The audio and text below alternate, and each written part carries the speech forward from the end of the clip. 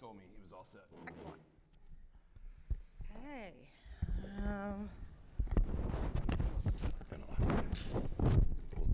Okay. Can you hear me? Yep. Okay. Good evening. At this time, I'd like to call the meeting of the Hamilton Wenham Regional School Committee to order on Thursday, September 22nd at 7 p.m. And I'd like to begin by inviting you to join us in the Pledge of Allegiance.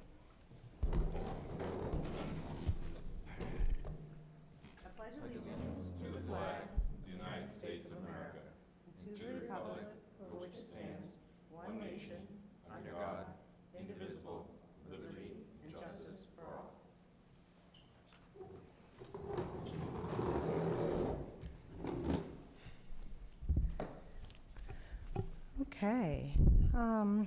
So before we get started, just like you know that this meeting is being recorded. It is also being live streamed on HWCam on YouTube. This evening for citizens' comments, we'll take comments both from citizens here in the room and also on the Zoom link if there is anyone available there. Looks like maybe our Zoom link is doing something a little wonky. Doesn't believe I'm the host. Okay. I'm going to take a moment on that. Either way. If you do wish to offer a comment, I ask that you give your first and last name, and please spell your last name for us so that we can get it accurate, get it spelled accurately in the minutes, and if you could give us your address as well. As always, ask that you limit your comments to 3 minutes.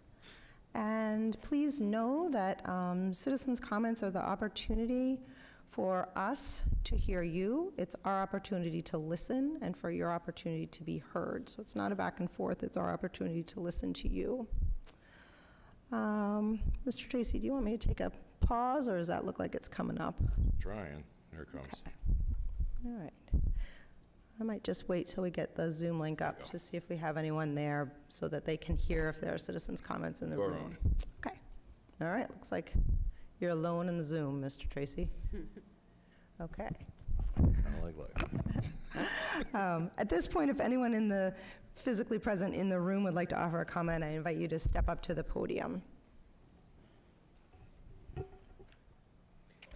Thank you. Oh, I'm going to interrupt. I'm going to ask for a timer. Who is available to time? I timed it already, so I'm under 3 minutes. Excellent. Whether you trust me or not, that's the question. I'm going to have Anna time you, and she'll let you know when you're about 30 If I run out of breath, you know why. No, I'm Beth Herr, Herr, 270 Asbury Street. I see that the district's vaccination policy is up for discussion tonight, and I'm asking the school district to rescind the vaccine mandate for teachers and staff in our school district. As Eric Tracy's memo stated, a vast majority of school districts in our area do not have such a requirement. It puts our district at a disadvantage in a season where it is challenging to fill teacher and staff positions. In the beginning of August, NPR, MSN, and other news sources reported that the CDC changed their guidelines. Basically, they finally caught up with the scientific studies that showed there was no difference between vaccinated and unvaccinated. So these guidelines now treat vaccinated and unvaccinated the same. Even in the past week, our president said on 60 Minutes that the COVID pandemic is over. I believe teachers and staff want choice over their own health decisions. This is evidenced by a local school district that has a 64% vaccine rate among staff and teachers. So it's hard for us to compete when other people are offering choice. Gloucester did have a mandate, but they rescinded it this summer, and I did speak to another district with a current vaccine mandate. They readily volunteered that there are exemptions for those interested in applying for positions.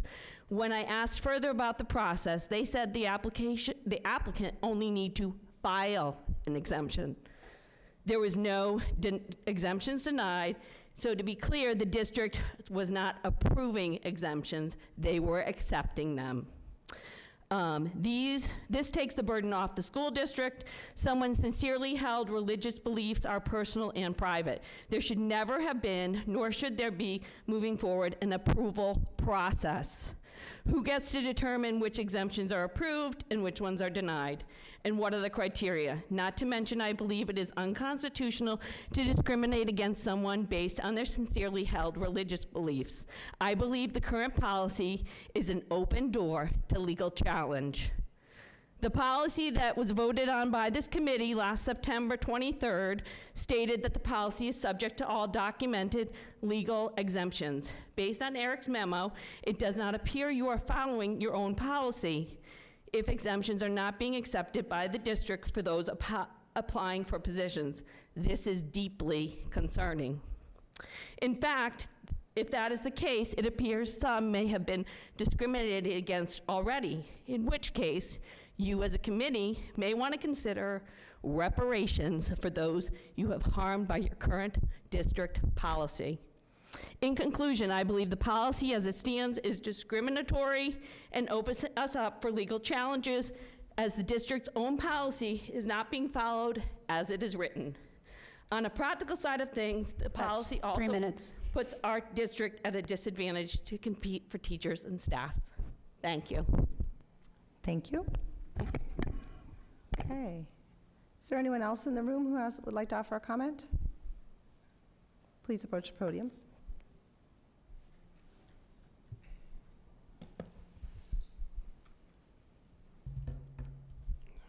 Just gonna get myself set up here.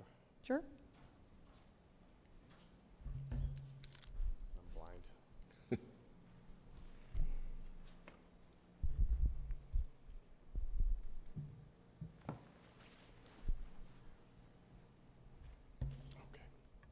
Thank you. My name is Marty Cook, C-O-O-K-E. I live on Puritan Road in Wenham. Thank you for giving me this opportunity. Good evening, school committee members and Superintendent Tracy. I'm actually speaking on behalf of myself as well as my wife Sue, who couldn't be here, as well as missing the last meeting. As some of you probably know by now, she is very passionate about our school system, has reached out to many of you on many issues, and has heard from some of you positively as well as maybe not so positively. So I'm going to read an email that was written by her, and I know you all received it. Unfortunately, only received one response, and that was from Mr. Tracy. No other school committee member responded to her email, which is disappointing. I was surprised when she told me that. She was sorry to miss the last school committee meeting, and it's her goal to provide live, accurate information about our student and his academic experience at the high school as a means to help the committee stay centered and focused on our students. Some of you are removed from the school system or are beginning your child's academic journey in our town. I believe with the 3 boys that we've raised through this town, we still have 1 left in the high school and 2 that have come through. So I think we can shine some good light on what's happened in the past as well as what's happening current, and I believe what possibly is happening in the future with our school district. We are paying attention. Our student is a sophomore. He finished his freshman year with a 3.9 GPA, is a 3-sport athlete. He's turning 16 years old this week and can articulate his goals and how he builds his college resume when he's choosing classes and thinks about how he can diversify his skill set to make him more attractive to schools. Why share this? This is the profile of many of our students. It's amazing to watch them work together, quizzing each other night after night for exams or what they produce in group projects. These students are polite, driven individuals who are able to self-manage. They'll sit through any program that's deemed a requirement. For example, racism, communication, empathy, diversity, information about special interest groups. They'll sign any document or request that comes across them. For example, the first day when they had to identify their pronouns, one teacher even asking a student to share if they identify as a different pronoun at home.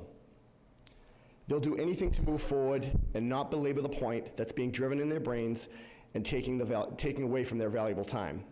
They simply want to get on with their school day and be kids, which is their right until they're 18 years old. In June of '22, Brian Menegoni said that Dr. McKenzie's presentation was only the beginning of important work that would lay the foundation for the following school year. I'm wondering if someone could share any upcoming speakers, programs, exercises, etc., related to gender equity and diversity for the school year of 22-23 at the high school level. Obviously, I know there's no give and take now, but if anyone could provide that, I know you all have Sue's email address. Following the school committee meeting. Sorry, that's 3 minutes. I have a lot more to say, that's too bad. I will finish up by saying, if I could, that she was contacted by one school committee, Mr. Frankel, at her place of business, which I find incredibly inappropriate. We're members of the community, we're members of the school district, and you can reach out to us, through our contacts, which we know you have.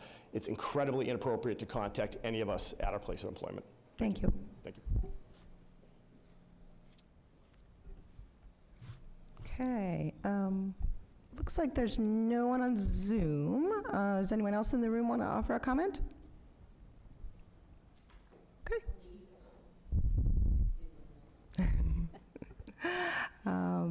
Okay, so at this time, we'll close citizens' comments, and we'll close the Zoom link, although it looks like there's no one there.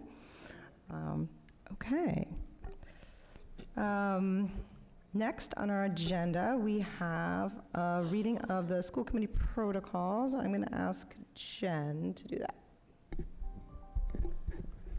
As elected members of the Hamilton Wenham Regional School Committee, we, including the superintendent, accept the high honor and trust that has been placed in us to ensure that the students of the district receive the best education possible. To that end, we hereby commit to the following in the conduct of our business. 3, the school committee will establish a vision, create policy, approve a budget, and assure accountability to sustain continuous improvement in teaching, learning, and facilities. Members agree to leave the day-to-day operations, including business transactions, to the superintendent and staff. Members of the school committee recognize that authority rests only with the majority in its decision. Thank you. Next, we have a report from our student representative, Eliza Bassam.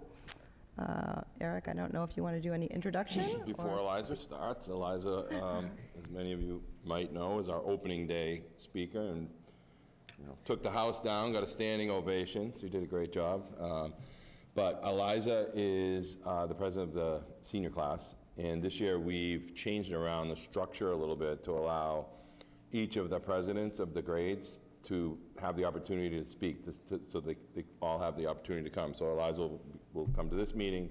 The second meeting in October will be the junior class president, and so on and so forth. So they have a rotation all set up. They have a schedule in place, and they have what looks like a good team gathering data across the district. So just a little bit of a change up this year, so we can take the burden off of one student and spread it out a little bit, but also give some of the younger kids the opportunity to participate. So Eliza, I'll let you jump right in. Yeah, so I'm here to talk about the student activities across the school district. So first up, we have the high school. So the senior class is planning homecoming, which should be November 28th right now. And as some of you may know, graduation robes are changing. So we're currently in the process of deciding what they'll look like for this year. The junior class has planned an ice cream social fundraiser to raise money for their class and activities they want to hold. And then the freshman class has just picked their student representatives just last week, so they are in the process of getting their papers together and figuring out where they want to begin. As a whole school, the Accord Food Pantry fundraiser ends tomorrow, and it looks like the turnout's pretty good so far. We'll have a final number sometime next week when the Hamilton Wenham Police come with their cruisers and take the food to Accord. And then our first student council meeting was the 21st, and the Frosh mentors have been helping their freshmen throughout the past few weeks to help them adjust, and it's been a really successful program this year. And then Mr. Becker just wanted me to comment on the new cell phone policy, which has been implemented in all classrooms, a couple more so than others. And I've definitely seen an improvement in people not reaching for their phones quite as often. I will say there has been a bit of back and forth with if a classroom will continue to actually take the phones away. But as a whole, I have seen an improvement in focus, so I think the policy has been good so far, but it probably won't last all year based off of what I've seen, unfortunately. Then, next slide, high school clubs. So Chinese Culture Club made mooncakes on Wednesday, and DECA is starting its stock market game, which is nationwide, and so is DECA, which has just over 200 members this year so far, which is a huge success. Then sports, you can see the records on the side. They've been pretty good so far. A lot of teams have had successes. And the athletic department tweeted that the boys golf has, quote, a shot at the Cal Baker title. Next up, we have the middle school. So they have cooking classes, chorale, art club, intramurals, and student council, all of which have began this year, and I have heard only positive things.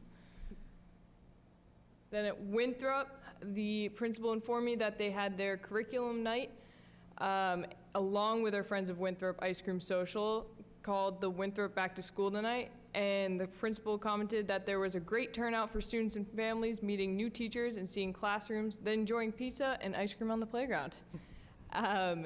Then this week, instrumental teachers showed 4th and 5th graders instruments available to them to help integrate music into the classrooms. And Friday is picture day, so I hope they're all smiling. Next Monday, there's the first whole class meeting with the 5th graders helping to facilitate. Cutler, there was the icebreaker evening on Monday. It was a blast to help run, and the kids seemed to love it. I was there scooping ice cream, and all of them were very happy to get some gummy bears. School pictures were on the 20th.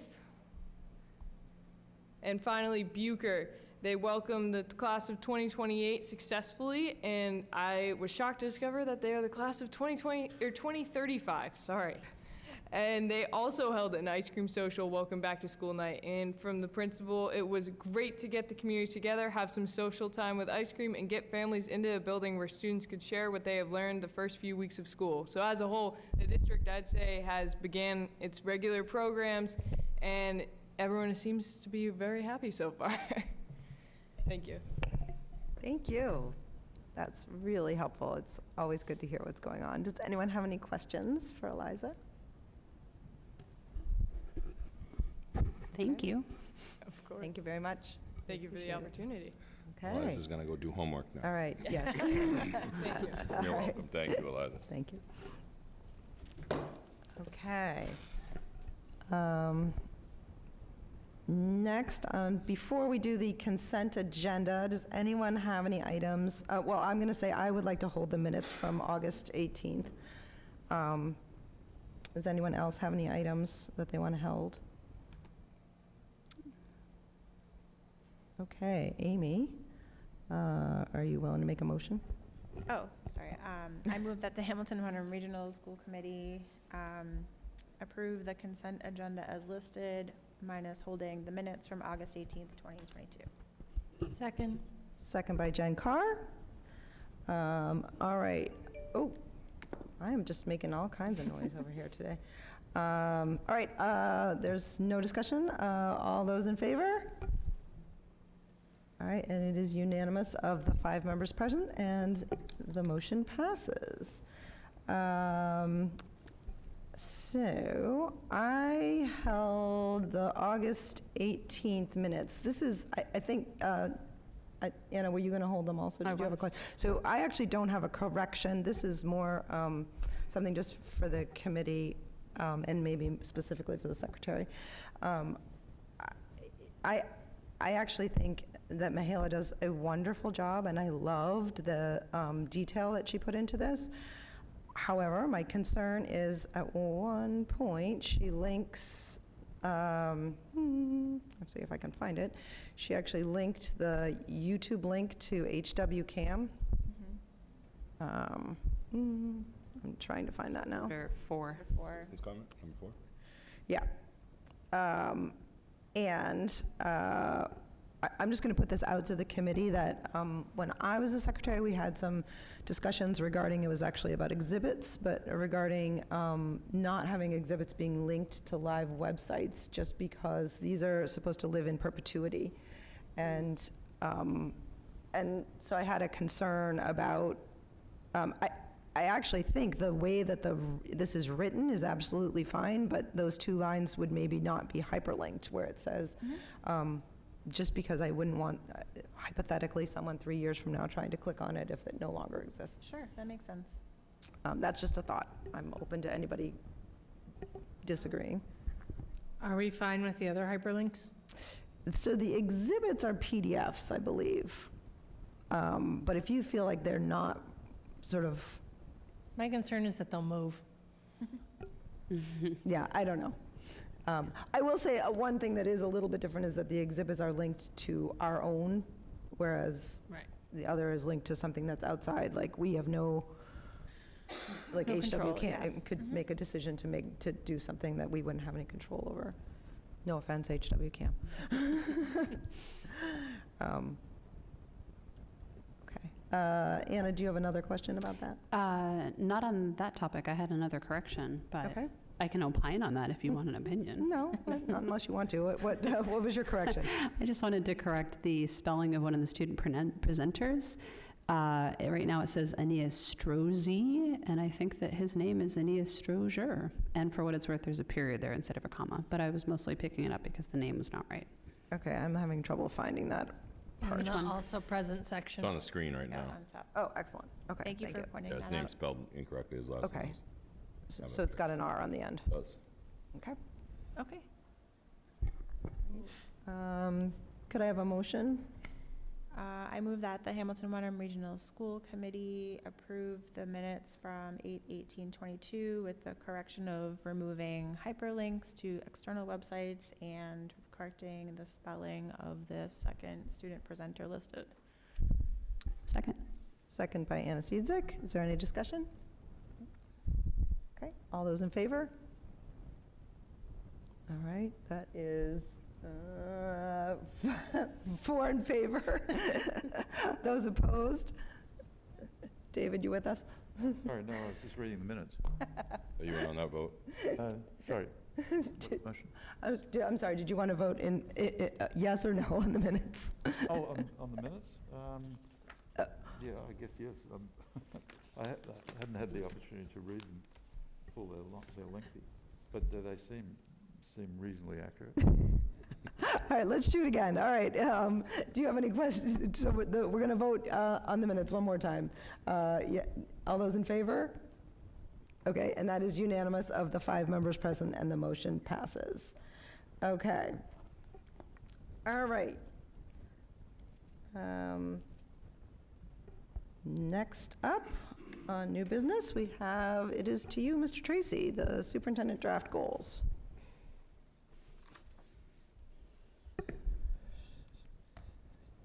Thank you very much, everyone.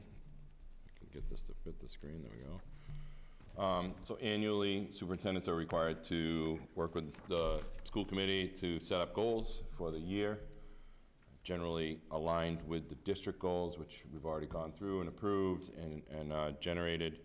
And I tried to use the same process as last year, although a tiny bit earlier, only because I started a little later last year. So it gives me an extra month. But I figured the same process would be acceptable to everybody. Draft tonight, get some feedback from you, and then come back with the final for the following meeting on the 6th, and then would use that as the document to drive evaluation process through the school year. And the structure is the same, other than I added, a couple of members in conversation asked if I could highlight the standards right at the top of this document. So I added the 4 standards that superintendents are measured on: instructional leadership, management and operations, family community engagement, and professional culture. Last year, we agreed to pick and choose among the indicators in the rubric for the superintendents to try to connect them. So I've done that in red. So for example, this first goal, completing district improvement, completing and implementing a 3-year strategic plan by December 22nd, guide through the district through the development of a 3-year strategic plan that will include a full review of our mission, currently 12, 13 years old, our vision, and a development of core beliefs, which, as you know, we do not have, so that would be part of that process. Some of the standards aligned are generally within Standard 1 and Standard 3. Under each of the standards, there are a number of indicators, so I've tried to even focus even further down into a little bit more granular. So committing to high standards and engagement, which is really engaging the community and as a whole. Sharing responsibility and then communicating these processes out and to the future. Some of the things that you'll see is certainly a final plan We already did a draft timeline, building understanding with focus groups, which we finished actually last night. We did the 5th of 5 focus groups. Looking at our current context with the committee, later tonight I'll show you the members that are on the committee thus far.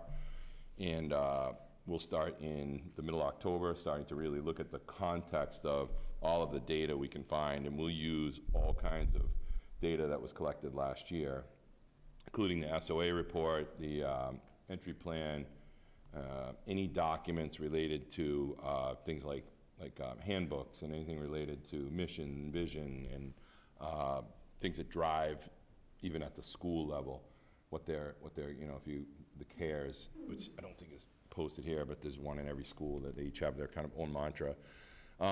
We'll collect the data, we'll get our values and our vision statement sorted out, get the core values. I think the core values will help us in decision-making moving forward.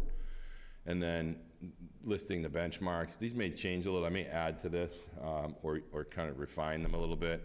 I did get a little feedback from one member that just felt like there was a little bit more refinement there, which is fine, not an issue. Second goal, district improvement. As you know from my entry plan, there are our systems are in disarray, I guess is the word I'll use, and mostly because they haven't been touched. The lack of long-term leadership has really just kind of let that stuff fray at the seams. We've spent hours and hours and hours this summer looking at ways to bring some of our workflows into the 21st century, so from triplicate papers onto digital platforms that we can use, some digital platforms that we own that we can use better. There's a lot of work to do just to pull this apart. Dave Frankel knows because he was working with me this summer trying to figure out workflows that connect up to the databases that we use, and it's quite an interesting process. But I feel like if we can do that, we take a burden off of our teachers and let them focus on the classroom. Our teachers spend an inordinate amount of time trying to apply to go out on a professional development opportunity, or to receive reimbursement for that opportunity, or to move up the salary scale because they have to get transcripts every single time they apply to jump up. And so those processes we're looking at, those processes and try to figure out how to streamline them. We've started to build a vector system, which you learned about last year, and build that towards keeping those records and standardizing the process. Vector is light years easier for our teachers to use. Many of them jumped on it without even going through the training, but we have a long way to build those things. So it's going to be a lot of process and flow. What I've learned in the past week in meeting with the principals for their evaluation and their goal setting is they're also examining their systems so that they kind of leak down into the schools as a larger issue. And I listed some of them here, and I think some of them will lead us into other holes, if you will, because there are things that are connected together, like requests for time off, how it's tracked. There's a whole system. There's a multitude of systems involved in that, and then how it impacts future years going down the road. So some of the benchmarks, one of the largest is we use Infinite Visions, which is our budgeting software.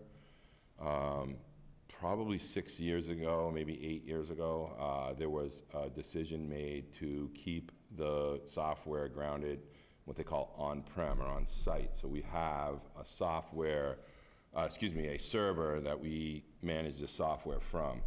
Well, the rest of the world is moving to the cloud, and the time that we have not been on the cloud has worked a little bit against us. If you move into the cloud, you gain a number of tools that are useful. So one of the tools is that Dave and I spent far too much time chasing out, and it led us right back to our own place. This Infinite Visions has the ability for employees to just sign on and get their information, change their W-2s, update their own information. Look how many sick days or how many personal days they have, apply for a personal or sick day. It automates the entire system, which is now a multitude of paper-based systems that get stuck. I mean, you give somebody a piece of paper, there's no guarantee they're going to read it and move it on to the next person. So that's one of them. Digital tracking for professional development. We transferred all of our data over, I think we're back 12 years of professional development data into our vector system. We're in the process now of cleaning that data, working with teachers to make sure it's correct, make sure it's representative of what they thought it was, and then aligning it to what they need for their credit structure and advancement on the salary scale.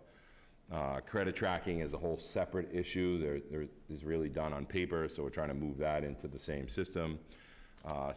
Salary advancement, again, same thing. It's a hugely paper system that we want to examine and try to figure it out. And then I want to do a complete program review of systems related to our programs in special ed, 504, et cetera. So that's a more extensive undertaking, if you will, because it really will open the doors in an area that we really haven't examined. So for example, we have a number of programs like the language-based program. Is it functioning? How well is it functioning? Is it serving our students? Are we making adjustments appropriately as research changes or whatever? So I think it's just important to do that, and some of those will help us to be a little bit more efficient in the way we're spending across multiple programs, and it's a bit of a hard balance because we're running some programs in 3 schools purposefully so that we can kind of spread them out a little bit. So that's goal number 2. And then the third goal, district improvement, equity-focused culture building. I started my this school year off with that graphic with our staff, with equity in the middle, and realistically talking about it in strategic planning, making sure kids feel like they belong, taking advantage of the MTSS structures. Panorama is up and running. We've done the training with our leadership team, who were blown away by what they can do with the software. So that will help us to manage the MTSS system digitally. All of the things like DIBELS, iReady, all the testing data that we have is stored in one place, and you can use it to manage kids that need interventions. Raising our expectations, I think that was one of the things that I made very clear in my entry plan, that conversations with people felt like our expectations were low. We really weren't focused on academics like we needed to.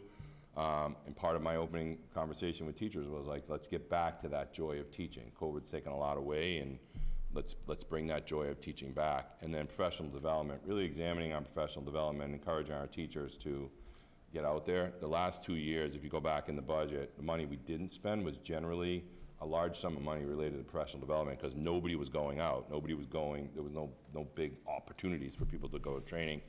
People were taking classes online, which were much cheaper than normal, so we're looking at professional development. As you know, we have the PDC committee, which will help us to do some of the alignment with that along the way. And then again, the same thing, aligned standards, aligned indicators. I will be incorporating the READY program from MASS. You may have seen it through MASC as well. I literally just went last week for the training on that, so I just need to, as part of my revisit of this before the next meeting, the READY program will be integrated into that, which I think will be helpful for all of the things we're looking at as a district. It really will be a support network. There's a lot of activities that we can do with our staff, with our leadership team, with our community, just to continue to grow in these areas. So a lot of movement towards digital tools, taking advantage of digital tools, which are lacking, and I think that will help us to ease out some of the areas. So there's a lot of connections in there. As let me just finish this last goal, but there are a number of connections in all of these goals that plug in back to that graphic that I just showed. Student learning, MTSS, how do we find ways to meet the needs of all of our students? It came up in the SOA report. It came up in the conversations with the equity audit. It came up with my entry plan. We are clearly not doing the best we can on behalf of kids, and I think that's a goal people were very much behind last year, and I said it last year, this is a multi-year goal. This will take some time to integrate. We're rolling from now pre-K to 5 into 6th grade.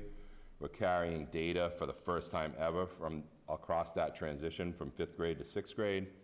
And really helping support each of our building our ISTs, which are our student study teams, to be able to help to develop interventions. As an example, we'll be taking advantage of Panorama, again, to manage this process. We can literally put in an intervention for a student and track it, assign a champion to that student, assign someone who's gonna follow up, lay down deadlines, track progress, and we can help kids who may be struggling with interventions. And in the biggest case for us is literacy interventions. We do spend a good chunk of time working within that realm. So this helps us to now keep our eyes even more tightly on it. And, you know, not this meeting, probably the later October meeting, I'll do a demo of Panorama for you so you can see the power of the program. And then really the bigger benchmarks here are continuing to work with our on-the-ground people. We have a number of teams on the ground that are working with this. Our counseling teams will be working on it. Instructional leadership is still a priority for me with our principals. We have walkthroughs scheduled at every single school. As you know, I'm in schools, but these are scheduled on the books walkthroughs. There are 2 a month at every school. And then 1 meeting a month outside of that with every principal to go over what they're doing in conjunction with this goal, MTSS. Instructional leadership was the conversation last year, so we have 2 new administrators we need to bring up to speed, and we'll continue that conversation as we, you know, go into classrooms and really look at what's going on, what are we seeing, what are kids learning, and we gathered a ton of information last year that helped us to drive this goal set. And then the bigger piece is really moving up to the next level of essential agreements with our elementary. That's going to be a strong piece of the work this year.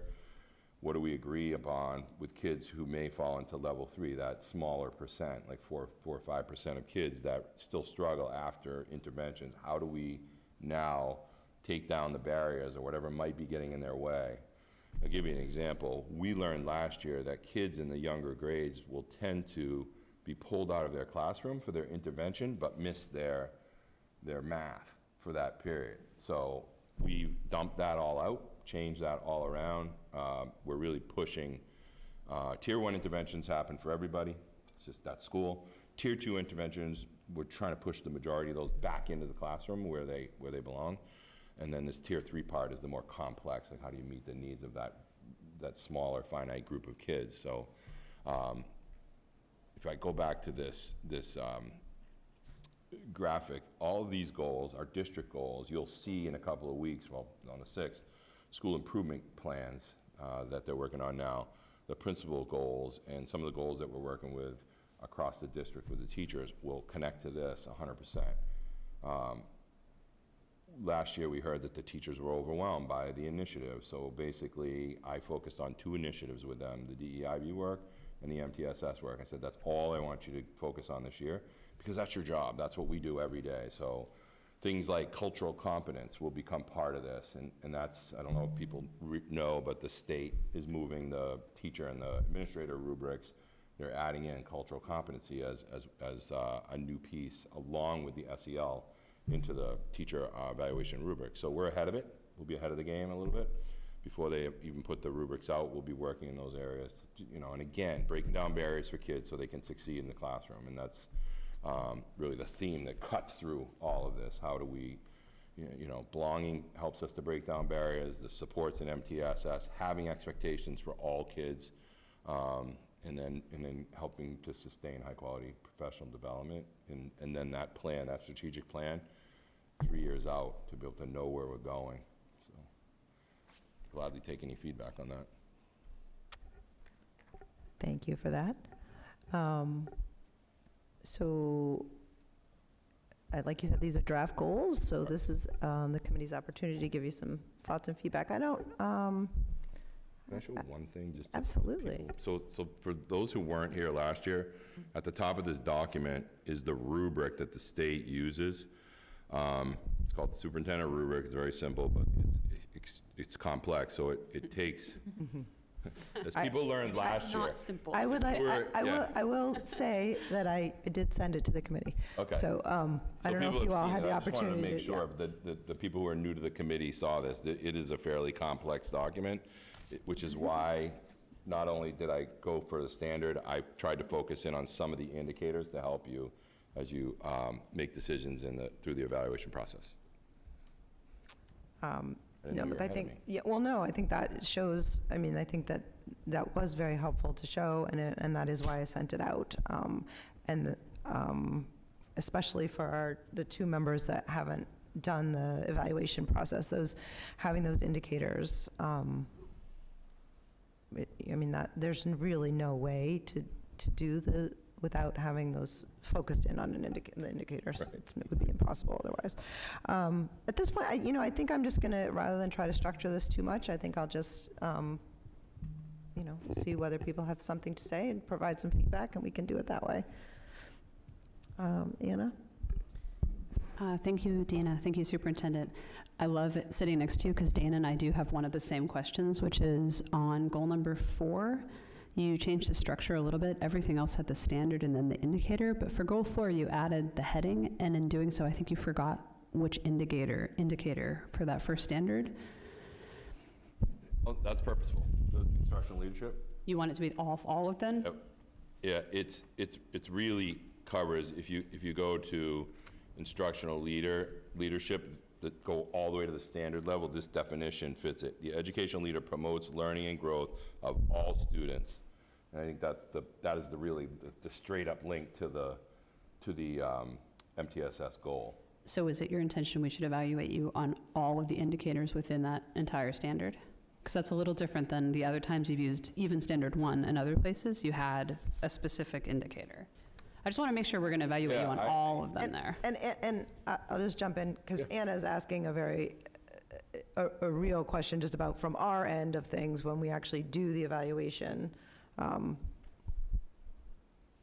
So I think if you look at the indicators under instructional leadership, curriculum definitely aligns, instruction aligns, assessment, evaluation.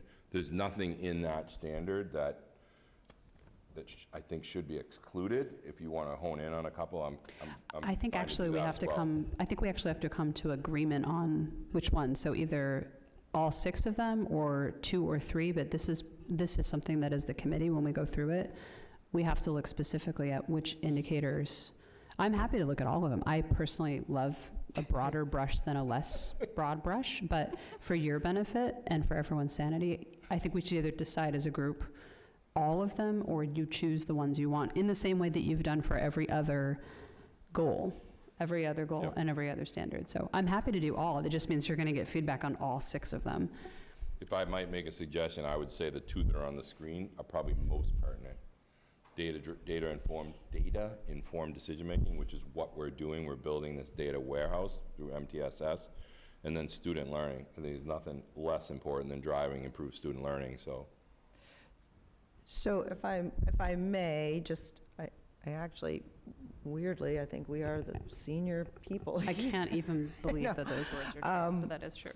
But, so we did, when Anna and I, our first year, there was a push at some point to put more indicators, and I think that those of us that have now done the evaluation process, that less is more, because there's no, it doesn't mean that, like, you're not, I mean, obviously curriculum and instruction, it doesn't mean that we're not going to evaluate those things, but it does help to focus the evaluation in. So it might be, I guess I might be leaning towards, and we'd have to be really thoughtful about whether those 2, but if that's your recommendation, I think it might be helpful to have a recommendation for a more limited.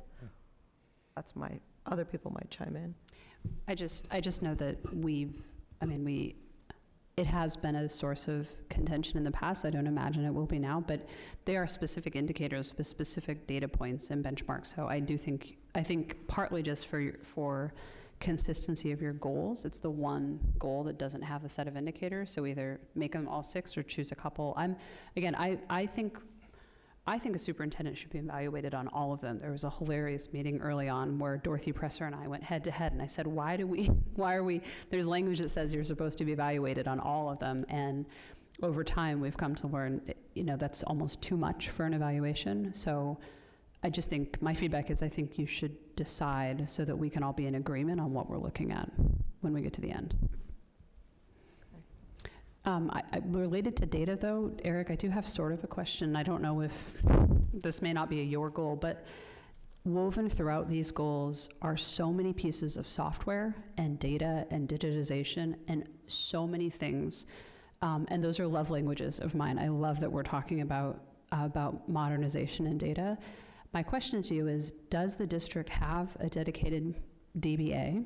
And who is providing all of the training, and who is managing all these logins, all these systems, all these profiles? Because if the answer is you, which is what I fear the answer is, or Vinny, I'm going to say I don't know that that's sustainable for this district to have upwards. I lost track of all the fancy buzzwords. We've got infinite visions, which I was like, what is that? So we have infinite visions. I know, but I'm sort of being silly, but like with infinite visions, we have vector, we have panorama, we have all these other things. That's lovely. It sounds a little bit like, a drink menu at a New Age bar. But I just feel like those are all pieces of technology that have multiple pieces of data and management, and then the data extraction. And that's a job. And I don't know that that should be your job or Vinny's job or Jen Clifford's job. So I guess I'm asking and sort of requesting that maybe you think about that differently. So the beauty of a small district is that we all get to wear multiple hats,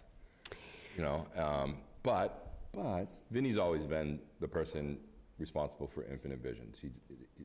That's one of his primary roles. I mean, that's the real thing. The nice thing is, with the HR director, she is now involved in that process. We have a payroll person now involved in that process, so it gets spread out a little bit. I don't know that Vinny's seen any relief yet, but that's basically his team. They use that software. The complexity of the switchover is actually done by our IT people, which they're prepping for February, March to do that, and they would do that along with Infinite Visions. The nice thing is, because we're using the same software, the company just takes our current data, they roll it for us, we do some testing, and that. So there's not a lot we do on our end other than making sure everything's right. So something like that, like we wouldn't do that during a budget process. We'll wait till the spring to do something like that. But there are a number of people involved in that. Panorama is driven by a multitude of people.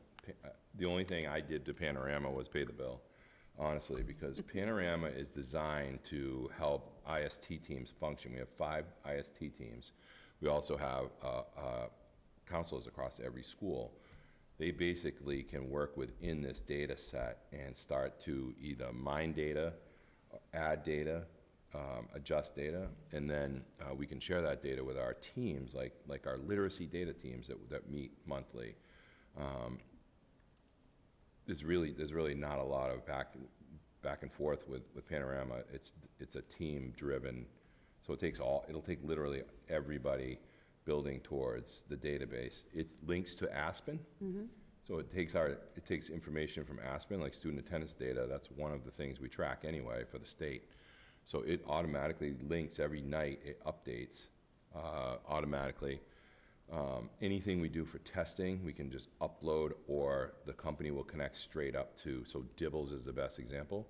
The company connects straight to that testing server, and it automatically updates. So there's not a lot of hands-on by us. Vector was totally set up by Jen Clifford and I, only because we took advantage of the summer and got it in place. We're still sorting out some bugs, but generally that will begin to run itself. So employees can use it to automate their professional development requests, automate their reimbursement requests, and again, that gets spread out about a number of people. The work was really done this summer on Vector. We spent a long time training, and with 2 of us doing it, one took evaluation and one took training. The beauty of Vector was that we use all the same forms, so we already had forms built for evaluation, and we just had to plug them into the system. It was fairly straightforward. So once these things are up and running, there's really just making sure that our integrations are working. So we'll integrate with Aspen, we'll integrate with the Dibble software, we'll integrate with the iReady. So we'll be able to it just happens. We're not sitting there playing around like, okay, who's gonna upload this week's data? So, but. Okay. Thank you. I'm just looking out for you. I know, I appreciate it. All right, do other people have, Not a lot of hands on the ground, we'll get the work done. Okay. other people have questions or comments or feedback on the goals? Jen? My question is also on goal number 4. I thought we had talked about going to the middle school this year, but you say secondary principals, so do you want to shoot for middle and high school? So, middle school is the natural rollover currently. If we go back to the district goals, we added 6, well, 6 was in there, and then we added 7th. The high school is still doing that kind of prep work, so IST is the best example. Even though we haven't rolled our data up towards the high school, we still want them to put the foundational pieces in place. So Panorama is, we're all trying to align to that, getting them on board, getting them to use it, starts to build their data set. So that, in that way they're included, but not in this. There's a longer term conversation about that transition from 8th to 9th grade, because you can use an assessment from pre-K, you can use these block assessments like DIBELS or iReady. When you get to high school, kids disperse. Right. So now, what are you measuring is really the conversation we'll start to have as we get further into this. Because we may say, we may just measure incoming and outgoing between 8th and 9th grade to give us a data set, because after that we get MCAS or whatever, we get SAT data. So what data sets do we want to use? You know, a good comparative for community stuff is always SATs. People know, oh, I took the SATs, I know SATs, so how do we compare those scores? You know, they may not be the best things for us to be looking at in schools, but we can now bring those all into one place and take advantage of building the system. It's just going to it takes a long time, so very foundational work. They did some last year as well with their IST. They changed their IST process based on some work they did with the middle school when the consultants were working with the middle school, so.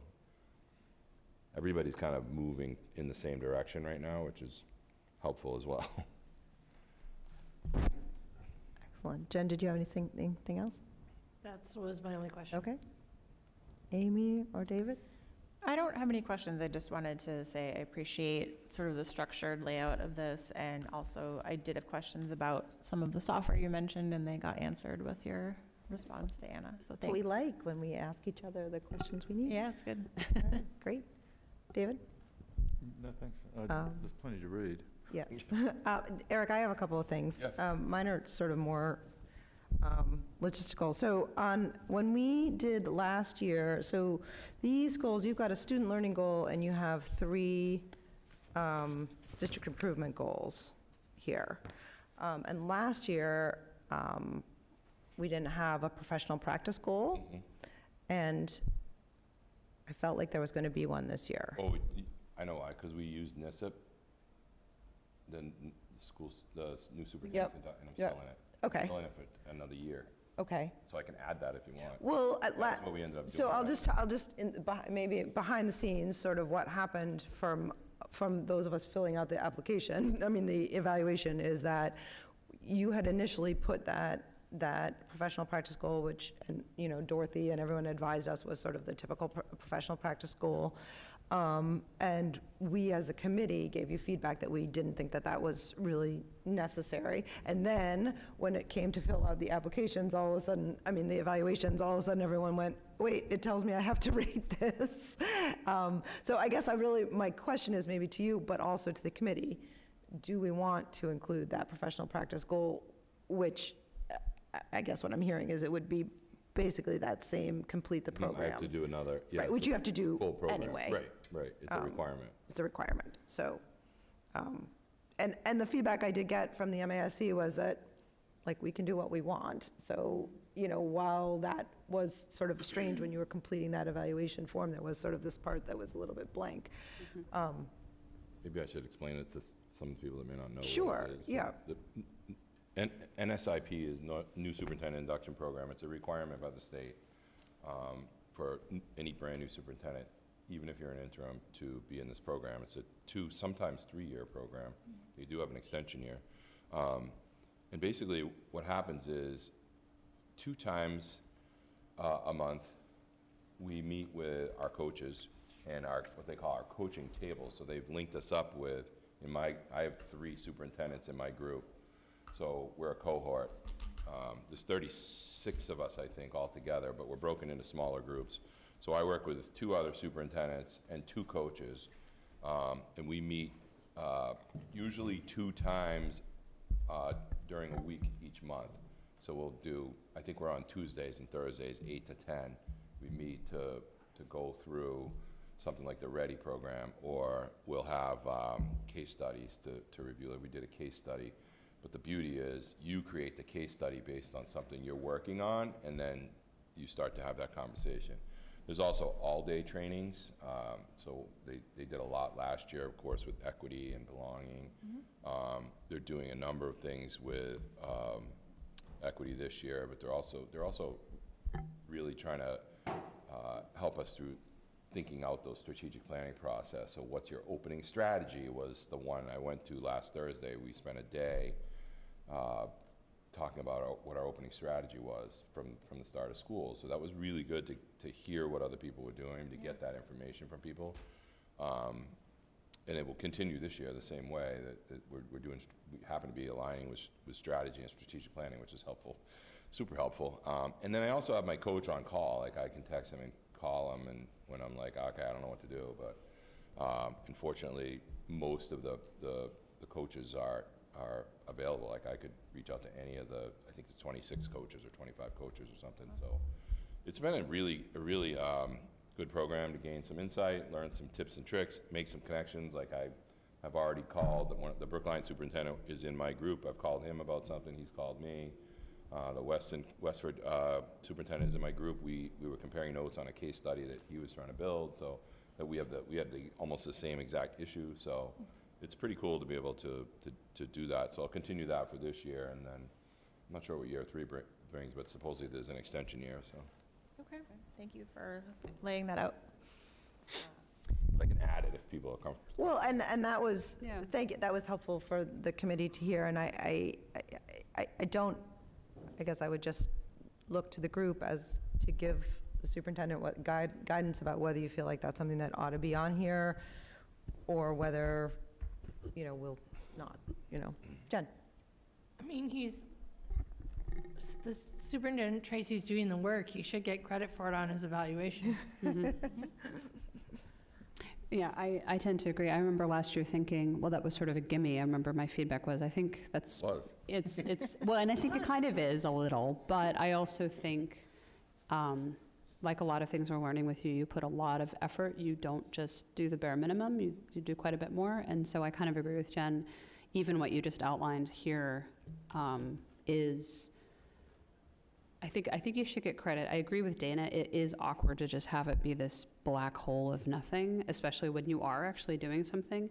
The other reason I would encourage you to add it is that there is so much in these goals that lends itself to professional development and professional practice. I feel like to omit it, you don't really know where the year is going to be now, and I think I'd almost rather have it, because we know that you can hit the mark based only on the gimme data of the program. But I also think if at some point in the year there's some amazing opportunity that you take advantage of, I would want to find a place to put it in there, and so maybe that could be built into the goal of your professional practices, and you can give yourself a trapdoor, as possible and appropriate. We'll look for additional opportunities for training, yada, yada, yada. I know there's a way you could write it so that if you don't end up having anything else, it's not like you're going to be penalized. But if you have something great, I agree with Jen. I don't want you to miss out on good feedback when you've earned it.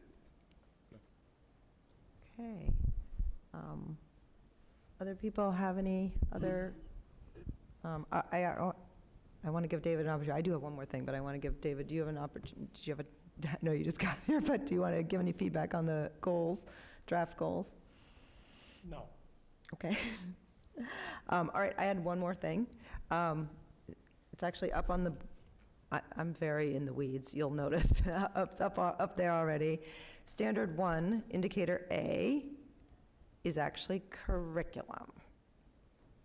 So. You are correct. I don't know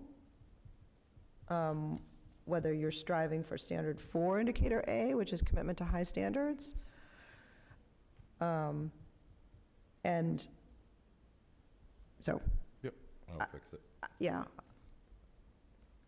The right indicators there, the wrong letter is there, so yeah. I'll fix it. And then I just also on goal 1, I guess this is just wording, but complete and implement a 3-year strategic plan.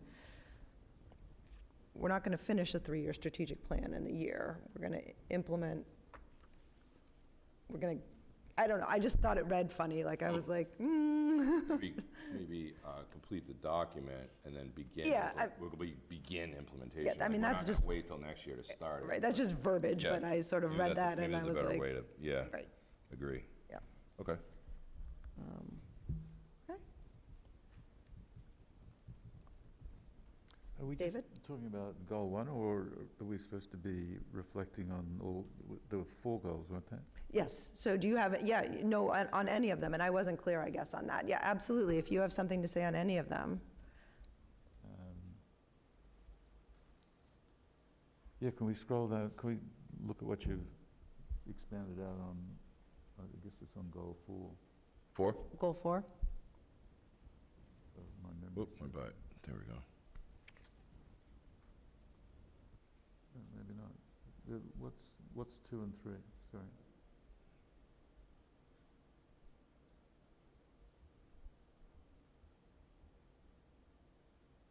That's 3, and then 2 is this one, efficient systems. Oh, yeah.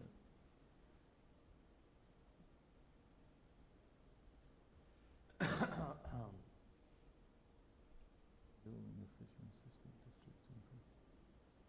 So this is the digital transformation stuff that, in that section? Yeah, some of it's in there, some of it's in the MTSS goal, because they're different softwares. But the one you're talking about is here. The work we were working with Nintex this summer about, Right, right. so it would fall in this space here. System efficiencies. And previously there was maybe I'm confusing, is the facilities category that, or is that not part of these 4? Well, so generally the way the evaluation system work is superintendent brings forward a set of goals. These are generally connected to last year and the district goals, so that's the driver usually. Facilities ends up in Tom's hand as his goals. So when Yeah. he and I meet, he does the facilities goal. When I meet with all the principals, they do their building level goals. When I meet with Stacy, she does the student services goals. So these goals tend to drip down into the other players in the district. And if I may, I'm not sure that this is your question, but I know that when I first started, I found it, and I'm only speaking for myself, I found it a little, I was drowning in the goals. Like, there were the district goals, and then there was the superintendent goals, and I felt it was very, so if that's where you are right now, please know that that is exactly how I felt when I was, it is confusing, especially because they're all the way that they look. And I think that what I discovered is that it took until I actually did the superintendent evaluation the first time before I really was like, aha, now it all really clear. I don't know if other people had that Right. experience. But, so it's a good question, and keep asking it about whether we're in the Wanna make district sure goals or it's the superintendent goals. I Sure think as it's, possible. yeah. Go ahead, Eric. I think one thing to keep in mind too is my success depends on a whole lot of people, and that's really, I'm not pulling a lot of this off. Tom Geary's doing something, Vinny's doing something. So even though I kind of, it comes to me to ultimately be responsible, there's still a lot of people driving the boat. So I think that's where Dave's question gets at, like Tom's role is facilities, and those goals will fall into him, and Vinny does budget, and then human resources, so those goals will fall into them. So it's a very strange pyramid that goes out and continues to grow. Got it. For goal 3, the equity, focus, and culture building, it makes sense that student interactions aren't listed under your purview, but for the principal goals, is there going to be something about, monitoring how students feel about equity in the schools? So what you'll see is, on the 6th, when we do the school improvement plans, you'll see school level goals that are attached to our district goals. And it's a little bit different. So I'll give you the best example. A great conversation I've been having with Principal Best at the middle school is about his school culture. You know, he's read everything that we've published. He sees some of the issues and has really decided to focus in on that school culture piece of it. And then I think at the high school where Brian has really built his culture and just is now continuing to grow that. So I think those are the differences you'll see. I've asked them I gave them a document today related to evaluation that was very specific to like, okay, student learning goals, I want to see metrics related to that. And then everything should be grounded in two things, you know, and it goes all the way back to day one, my opening with teachers, equity and belonging. So taking down barriers for kids to be successful and helping kids to feel that they belong in our school system. And adults too, to feel they belong in our school system. So I think you'll see different variations. They won't all be the same. I think like Cutler is new principal, she'll be working on kind of her own culture building, and then Winthrop and Bucher have theirs somewhat in place and may just adjust it. So you'll see different variations. Okay. Anything else? Eric, do you feel like you've gotten the feedback you Yes. need? Appreciate it, thank you. Questions for us? Okay. Yep. All right. Next up is also, we're going to be looking to you, Eric. It's the vaccination requirement language. Do you want to speak to that? You want me I to will. speak to it? Yep, Go ahead. just make it a little bit bigger here. I'm actually going to skip to page 2. This was the language that we used last year when we had decided to require vaccination of employees. I think it was my first week meeting in September. It was. That kind of, It was. Yeah, a little before when I actually started, but I think it was that first meeting in September. But we had put this out, put it to the staff, and at that time we had the opportunity to say, yes, I want to be vaccinated, or I am requesting one of two exemptions, the medical or the religious. Currently, we have 11 members of staff that are still working under exemption. The rest are vaccinated fully, some, many boosted. I mean, we're running booster clinics tomorrow and next week and the week after, so people will take advantage of that, I'm sure. The reason I'm bringing this forward for discussion is that second bullet is getting in the way a little bit, because we have three people who we've felt like, okay, here's the best candidate for the position, and we said, you know, can you pass a Cori check? Your fingerprint's okay? Are you vaccinated? And it stops right there, and we lose a good candidate who can go to many other towns and get a job fairly quickly. And just a quick push out, I happen to be at a board meeting I'm on the NEC board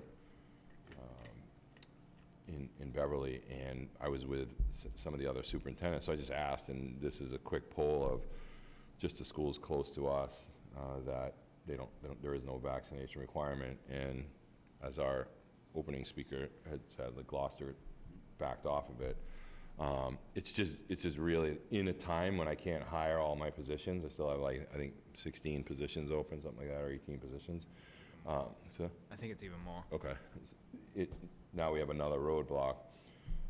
So I think it's worth the discussion to decide, do we stay in the current course? Do we rescind the language completely? Or do we just allow exemptions so that we have that flexibility in the hiring process? So that's really the reason I brought it forward. I felt like there was a big discussion here last year. There was a lot of work done with the union. I have met with Nick, and he's seen this. He was actually on it, I think, yesterday, and we had that conversation. He personally has one opinion, but he understands the issue with hiring as well. So I just thought it was worth bringing it back to the group, because this is where it started. I have a So, question in relation to that. Sure. So I just want to say, and then I'll get, so I just want to say that, well, I've learned a lot on this committee. And one of the things is I've learned, I'm just going to say candidly, one of the things that it would have been, in my opinion, it would have been perhaps wise to do is we perhaps could have, put an end date with a revisit date. And something, I've looked at a few things that we've done that I think we could have done. So lesson learned that we could have done with a revisit date.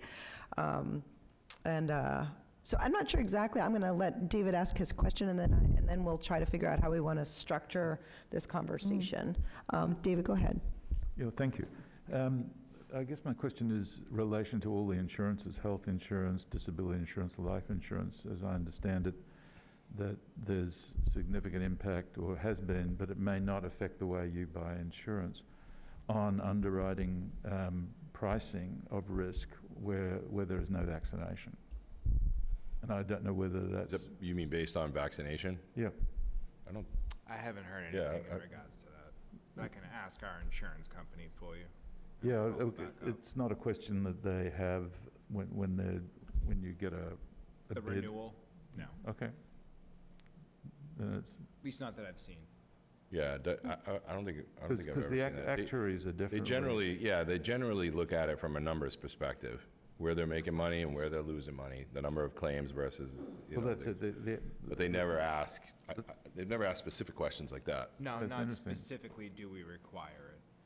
Because the actuaries are, particularly on life insurance, but also disability, are definitely making comments, if you look through their kind of papers, that there's really a significant impact on risk, and they're pricing it in. Mhm. But if they're not, when it's a population like this versus individuals applying, maybe they're not doing it, or maybe you cop it in aggregate without seeing it. I don't know. Does anyone else have any questions before we sort of figure out how we want to structure this? No questions. So Mr. Tracy has put here 3 options. That doesn't mean that they're, Right. that certainly doesn't mean those are all the options in the world. So, we can start with a discussion, or we can start with a motion. I guess one of the benefits of having a motion is that we could debate whatever it is that someone wants to put forward. What would the motion be? So I guess it wouldn't have to be you, is what I'm saying. So someone who felt that they had one of those things that they would I'll like make to a do, motion. would put that forward, and we could go from there. All right, I move that we rescind the mandatory vaccination requirement for district staff. Option number 2. Is there a second? Second. Second by David Polito. So just to be clear, we can discuss this, and we'll move forward from there. All right, discussion? CDC still says best way to avoid serious disease is vaccines. So removing that completely is not something that's recommended. I don't have a problem rewriting it to allow for exemptions prior to new hire, but vaccines are still our best bet for protecting our teachers and our students. So, just for clarity, right, that, because currently, the way that it is written, the new hires are treated differently than existing staff. Is that what you're saying? Right, that's Yeah. why Yeah, I would yeah. say, I wouldn't rescind the language, particularly not without talking to the faculty. I think we have to get their opinion on that. But if you rewrite it to allow the exemptions, so that the new hires get the same exemptions that the current faculty get, I think that's fairly equitable. Let me speak to the union. Yep, piece. please. So the conversation I had with the HWEA was that Nick said, they wrote the language, they can change it, and we'll follow it. And that was basically how the conversation went with Nick. We met last Thursday, last Thursday, to go through this and a few other things. But that was basically his response. I don't know that he's got this poll going or anything like that, and it's one of those issues. I thought he would say, stay with it. Don't Right. let it go, but he was not hung up on it, and he even said, he goes, the committee created the policy, the committee can do what they want with the policy, and we'll Right, follow it. and that is, I mean, he's right, they did Yeah. not bargain it, they didn't No, it create it, we just did it, and that's an important point, actually. David, do you have something? Yeah, I was going to say, I mean, it makes sense to really rescind it now. Our existing staff is already, for the better part, vaccinated. We're talking about 7 people. It's less than 5% of our staff, right? And if we're losing candidates, actually, know what it's like, because everyone's looking for candidates. Excuse me, we're not going to be bringing in so many people that, I don't know who we're talking about, so I don't know how great of a, how high quality they are coming in, but I mean, we're probably gonna still run into statistically the same numbers of people coming in, that we want to hire that are vaccinated, and then that much lower number.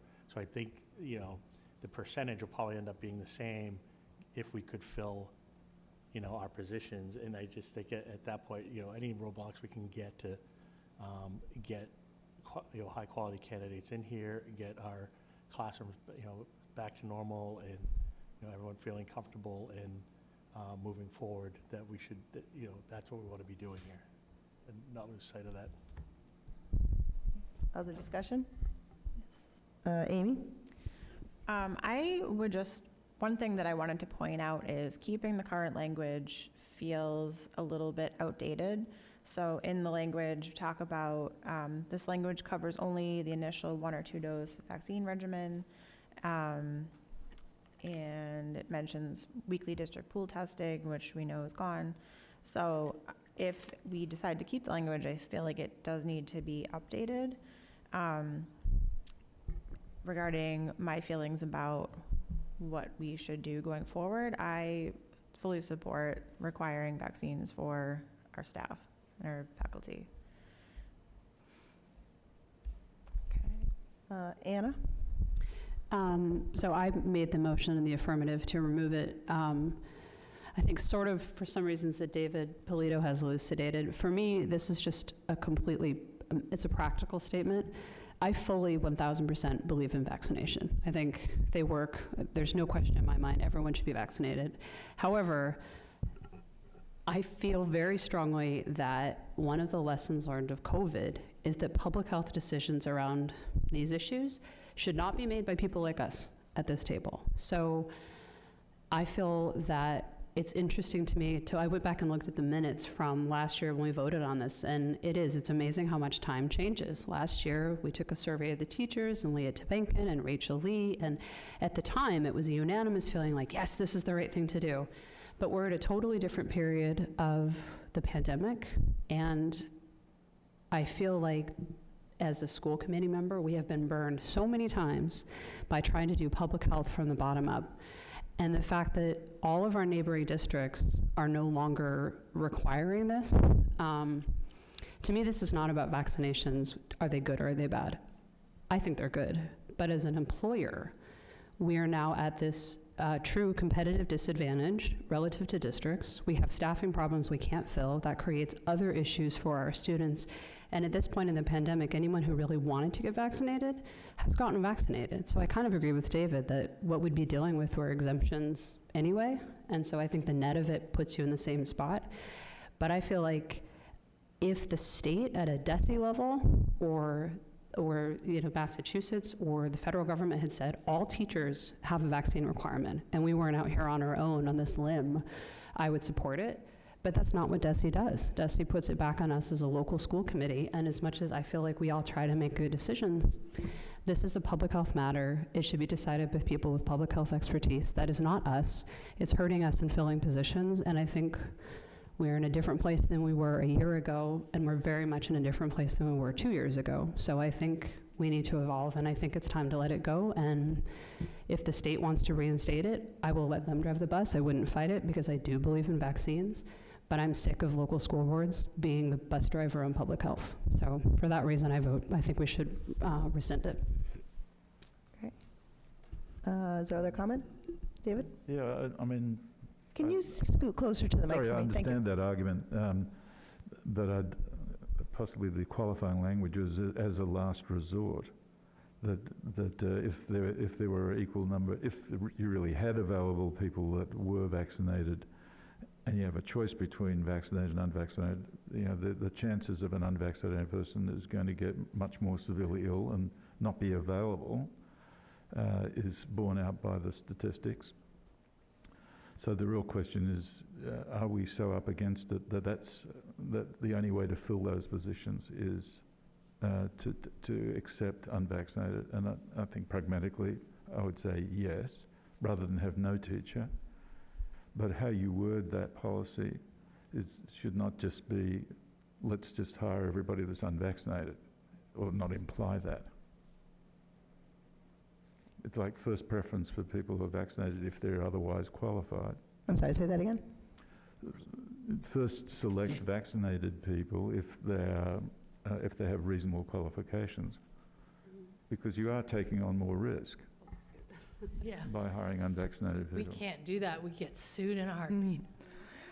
Vaccination status is not a federally protected class, so if you make an exemption, an employment measure outside Well, of you are that. doing it now with case-by-case exemption. Why not just stick with that then? You can make that choice as a pragmatic choice on a case-by-case basis. The way you're phrasing it would actually be a discriminatory hiring practice, right? So, and I understand that you're saying that, try and create some language to not do that, but, You already have it in place, I think, well, don't you? no, we have a policy, we currently have a policy that you're required to have a vaccination, right? So it's part of the process to come in. If we were to then say, do it on a case-by-case basis and say, oh, well, given the two top candidates, one's vaccinated and one's not vaccinated, then you're getting into, that very, very slippery slope of being a discriminatory practice. Based on vaccination, yep. Okay. Unfortunately, that's what we have to base it on, is the literal definition. So as I understood it, the status quo is you demand vaccination, and yet you do discriminate through these exemptions. So I don't see the difference. So to be, and Eric can speak to this more, but in other words, the exemptions, we have the 11 people that have exemptions. That is actually true always, in other words, if people didn't want to be vaccinated for Religious reasons or whatever. anything, they always had the right to be, to apply for an exemption for a medical or religious belief. Right. And that was a process that was always in place, that the district would always review those. Correct? Eric? Having an exception is actually it actually qualifies as being equitable, right? So if you have a reason, when you actually have have an exception, you have the rule, but you're willing to make an exception, you're actually opening your door wider. You're not closing your door, right? So that's really probably the best way to look at it, right? It's like we have these requirements, but if you can meet all these other requirements and have an exemption, have a reason for, religious purpose or, whatever, I don't want to try and misquote everything right there, you're actually opening the door to more people on a limited basis, right? So it's actually being inclusionary and not exclusionary. Right, okay. Just for people's edification, Staying with that the then. 11 unvaccinated have not presented have not been out any longer than anybody else. I mean, some of them have not had COVID still, and others have, and it's been a similar pattern with kids and adults with us. It hasn't been like somebody's out for 70 days because they were in the hospital or anything like that. We've been fortunate, and it just hasn't been that way. So. Yeah. Okay. So I think everyone has spoken except for me. My feeling is if I think I sort of alluded to it at the beginning. if I could go back in time, I would have had this mandate go for the 2021-2022 school year. And again, I take some responsibility for not having seen it at that time. That would have been my, that it would have just finished with the year. Are we ready to vote? I think so. Okay. So the motion on the table is to rescind the language, which would, all right, so all those in favor? There's 3 in favor. Are those opposed? That's 3 opposed, and with a tie, the motion fails. I would entertain another motion if anyone has one. I move that we revise the vaccine mandate so that new employees must either be fully vaccinated or submit for an exemption prior to beginning employment. Do we have a second? Second by David Frankel. Sorry, I'm just writing things down. Okay, so the motion on the table is to revise the language. Do we have a discussion? I'm wondering if we would want to bring back also like a weekly test requirement for unvaccinated. Like right now, is there still a standing weekly test requirement for unvaccinated people? No? Nope. Nope. They dropped all of that Okay. for the schools. It's in this language, so I was just curious. Actually, Yeah, so we should it's get rid actually, of that is part of the last. current language, so Right. that would have to be struck. Yeah. So That's what I'm wondering. I might jump in and say, if this is what we're looking at, it might be that all we really need is the first line. All that COVID vaccines are a condition of employment. All Hamilton Wenham employees must be vaccinated against COVID-19 unless they have an approved religious or medical exemption. And then we would just follow the 2 exemptions that are there, that's it. So that would mean, because that would mean that a new hire would be under the same, they could say, if, as Mr. Tracy described, if you said, this is our policy, you must either be vaccinated or have an approved religious or medical exemption, they can provide you with their religious or medical exemption. They could, yeah. They could. And that would be true for the existing staff we have, but since this is really, This is we're new. addressing this because of new staff, so New hires, Because new hires. all existing all staff 100% are right. already subject to. already had to do this. So to be clear, it would still be quote-unquote required. However, a new staff member could ask for a religious or medical exemption. That's the motion that you made, yeah. And we would strike any notion of other tests and 90 days and weekly testing. All of that would be struck, is that right? Right.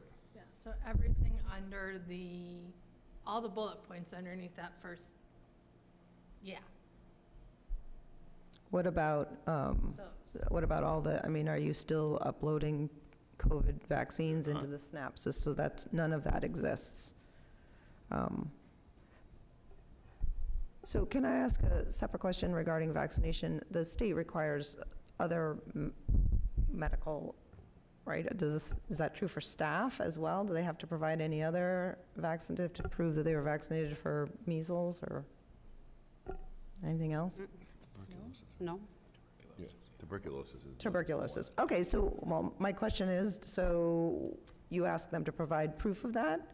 Or they just sign something saying I believe they sign it. they signed something? So I guess my question is trying to get at, can we just have it be however they prove other medical? That would be the easiest way to do it, through the HR process. So just a point of order, at that point, sorry. If we're doing all these edits to the existing, is this motion going to cover that? Is your question, would it be better to rescind this and then make a new, or I guess we Just could, think that, alternatively, we could write a new one and then rescind this? Is that your question? Yeah, I think it is. Okay. Does everyone understand what David is saying? No, can you repeat that? We just said, the motion, like in a nutshell, is that we're going to have the new hires fall under the existing language.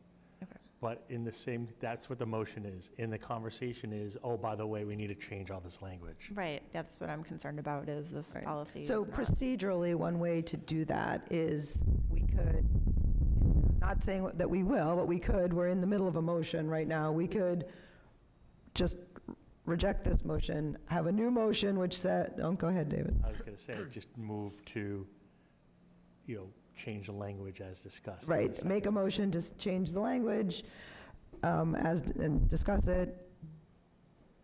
And we wouldn't even have to rescind, we could just make a motion to change the language. Look at- What? I'm looking at you.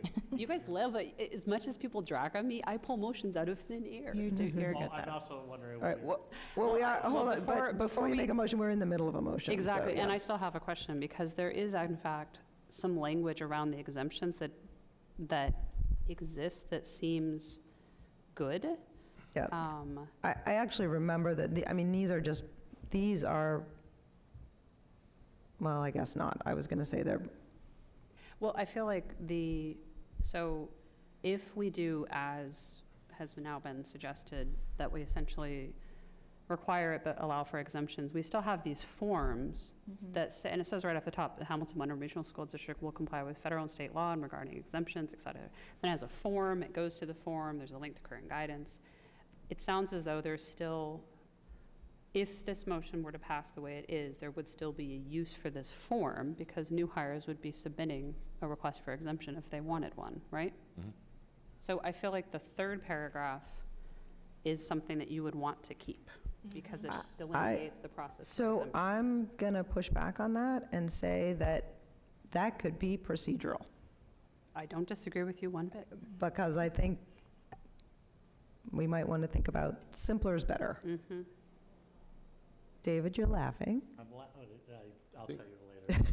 I think, Nothing to do with this. can I just Yep. I think maybe a friendly amendment might be just to match, revise the vaccine mandate to be the same for new employees as it is for current employees prior to beginning employment. Somebody would, if somebody wanted to do that type of amendment on the motion. I think Your eye. Yeah, I know, you tried twice. I was trying from this side. Right over there. I'd like to offer a friendly amendment.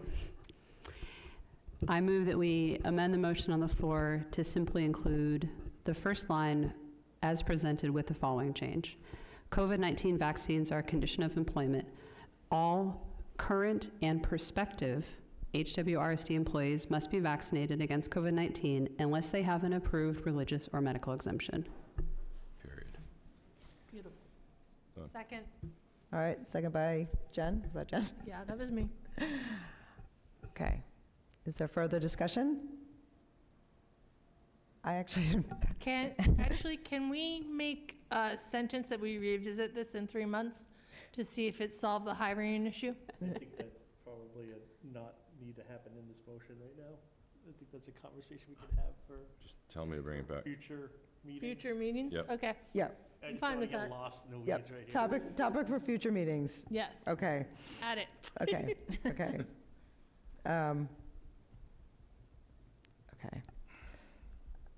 Okay, that means that we still have to talk about this again. I hope never to talk about this again.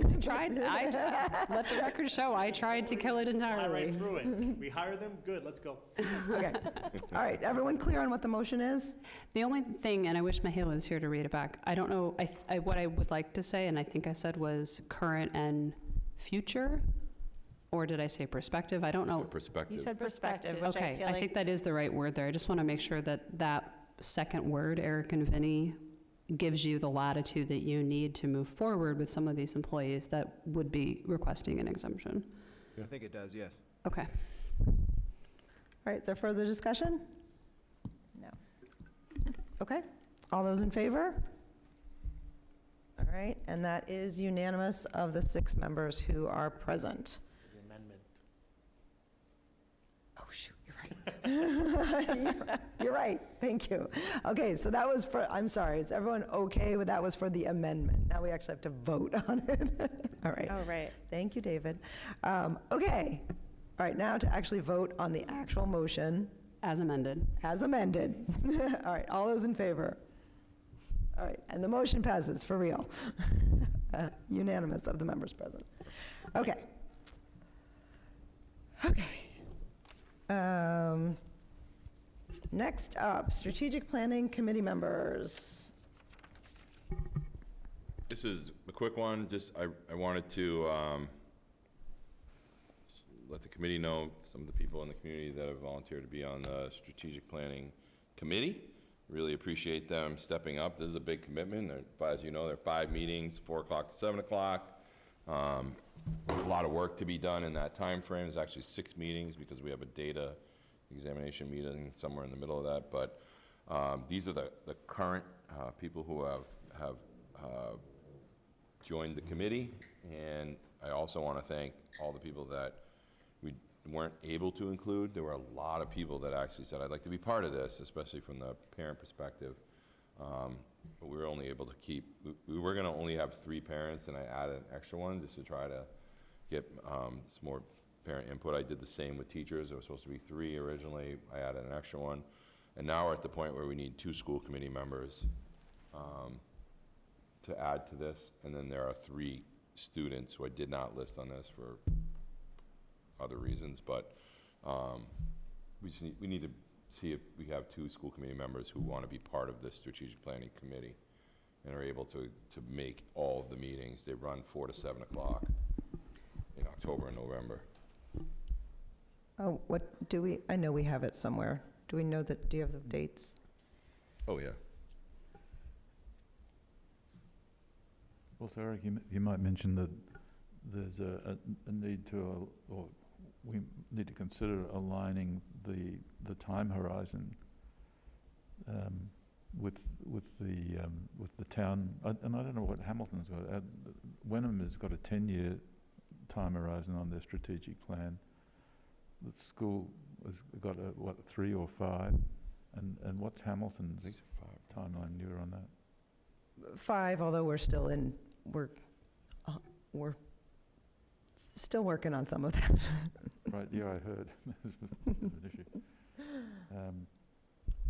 So I don't know quite how you dovetail 3 different plans with 3 different time horizons. It's actually not uncommon, right? Because when you're doing a strategic plan for a town, it tends to be more long-based, a longer base. When you're doing it for a school, 3 to 5 years is really that comfort zone, because 10 years is, multi-generations, so to speak. Well, except for the long capital items, that 5 years barely touches budget, like one building, when 10 years is the more likely for the whole life cycle of the buildings that we're in. So that's the biggest capital expenditure. Yeah, but I mean, even the act of education itself is almost completely transforms itself in 10 years. Right, if you look at how we're teaching kids today and how we taught kids in 2012, versus 2002, versus when I graduated in 92, it's So worlds apart, right? I'm So actually, that's why you tend to keep that shorter time frame. okay, I'm actually going to interrupt just because I think we're a little off the topic here, right? This is a good conversation, but the question is really just about, it's a valid question, but I'm not sure we're really debating the timeline for the strategic plan at this Committee point.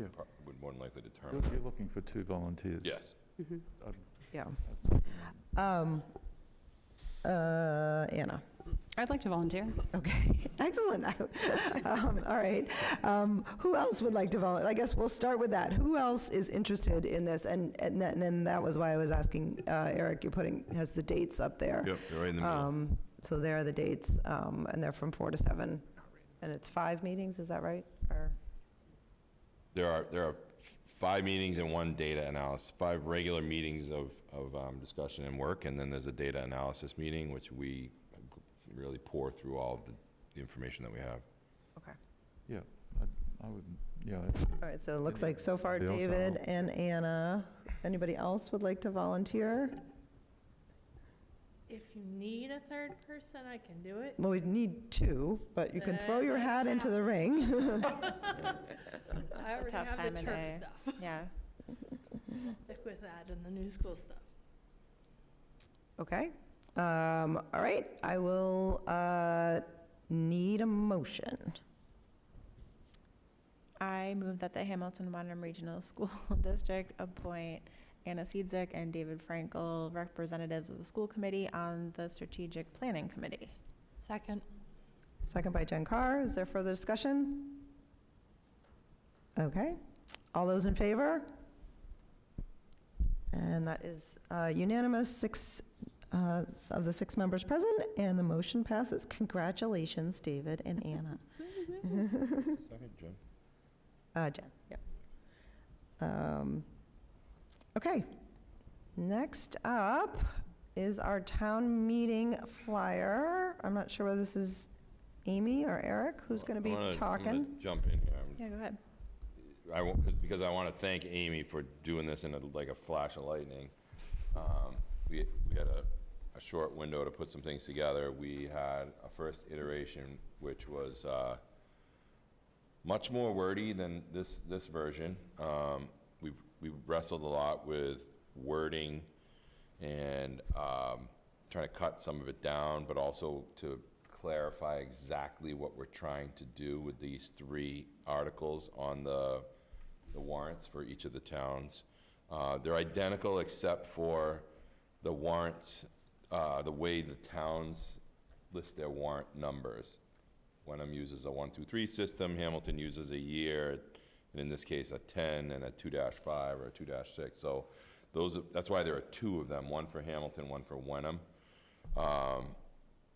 And realistically, we tried to just capture as much as we could about the warrants and give as much information as possible. I witnessed last night, I was in the Wenham FinCom, and there is some confusion about how the warrant articles are structured.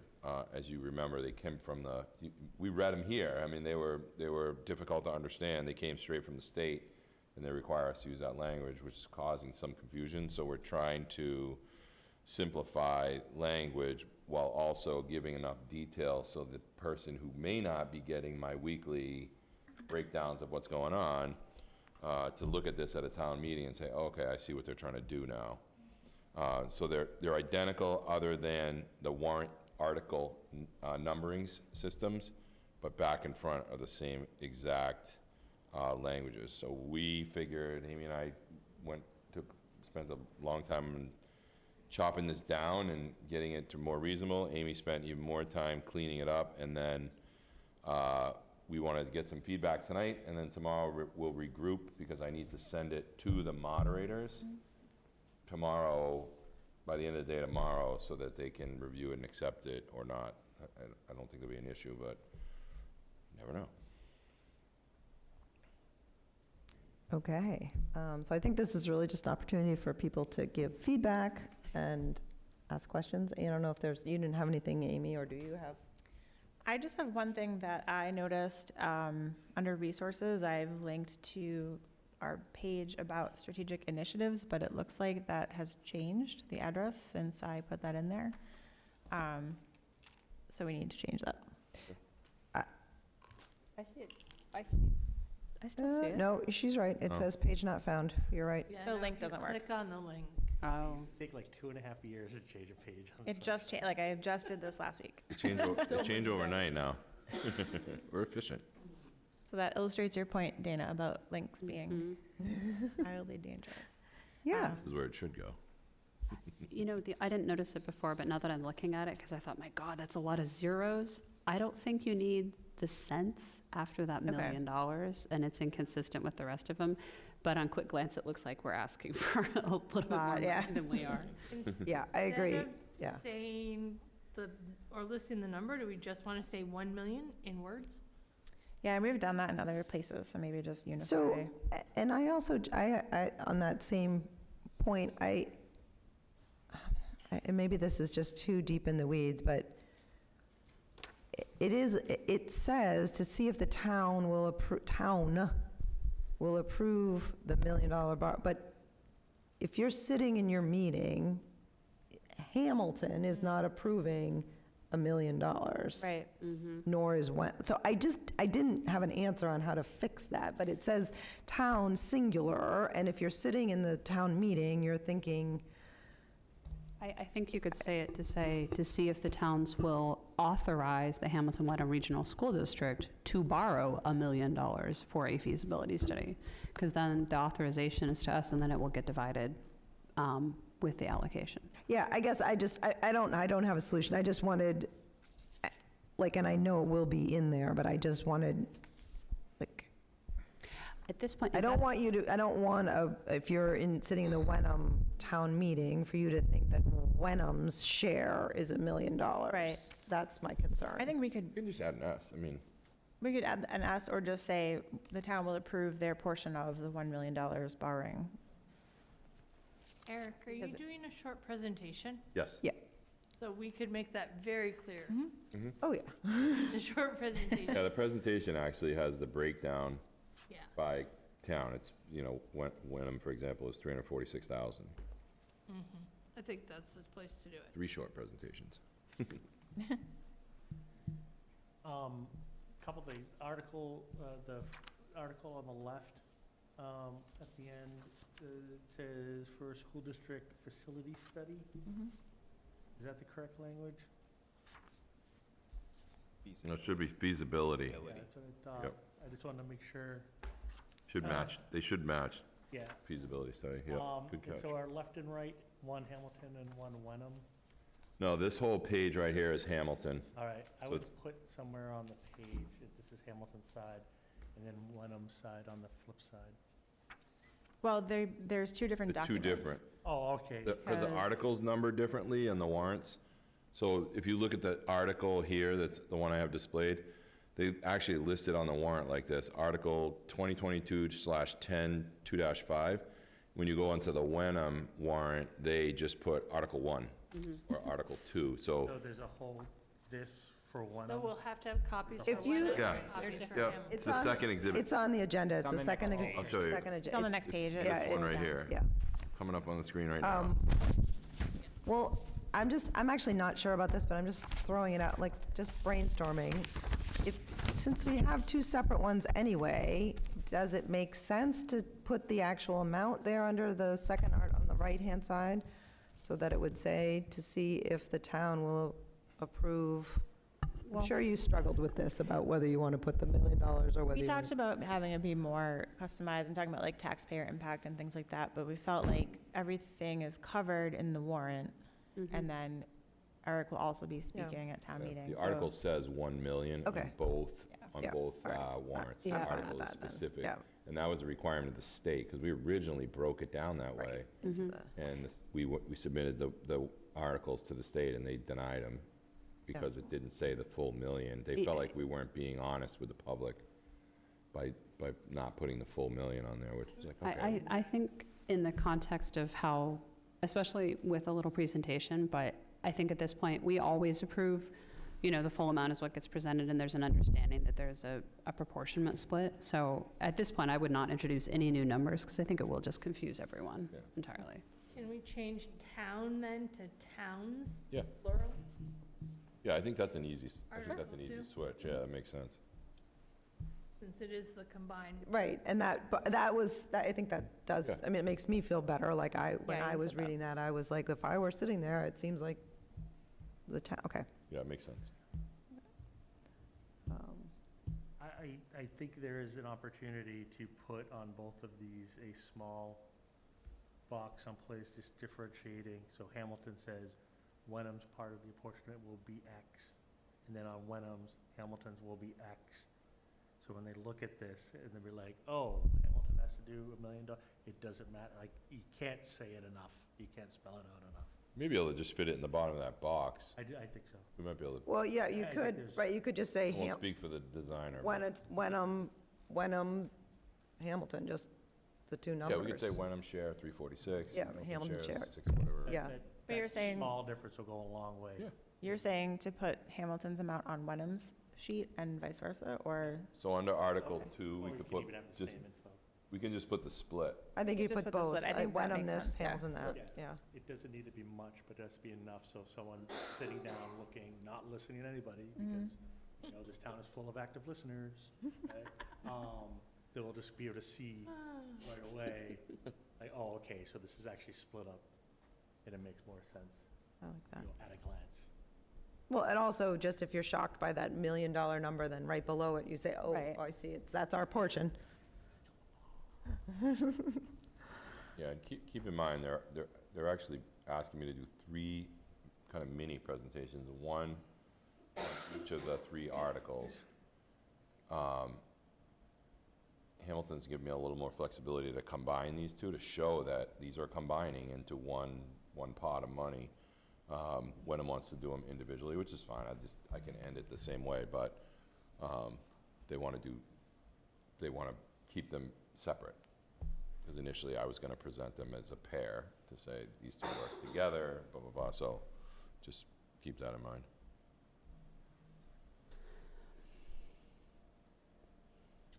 Okay. Other feedback, thoughts? Okay. Wait a A- second, Okay. sorry, before I look at it. Amy, Yes. you must have done the one-on-one first, am I right? I don't know.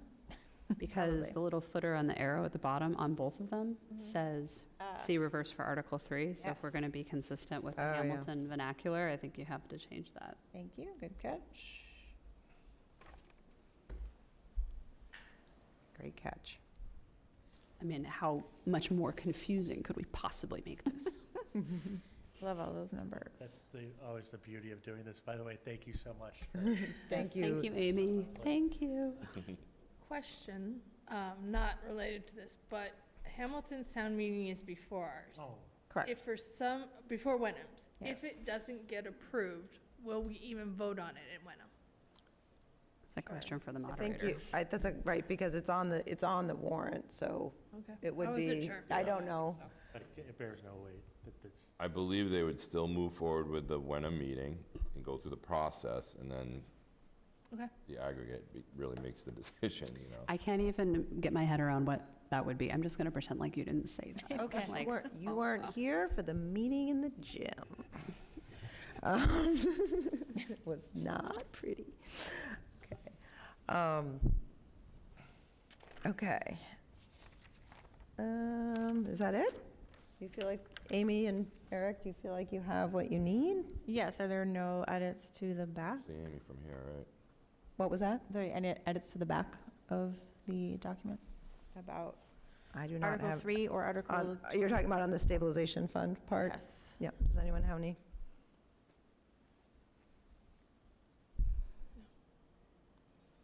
And this one's the easiest, most complex for people. Yeah. All I'm asking is for the authorization to open a stabilization fund, that's it.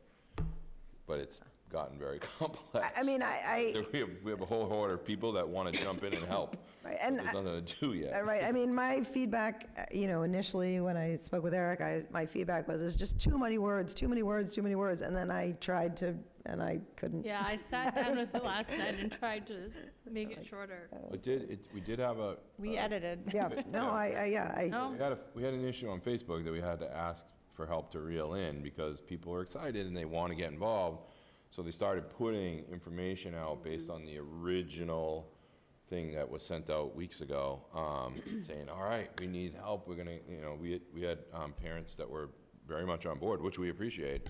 But it was just the information wasn't right in relation to what was actually being asked for. So I sent something out in my weekly just to say, I think you may have seen it, just to say, just a clarification, we're only asking for authorization to open that stabilization fund. Right, I still heard somebody say today that Yeah. you come and vote for the fields, which is not exactly what's, not exactly what's happening.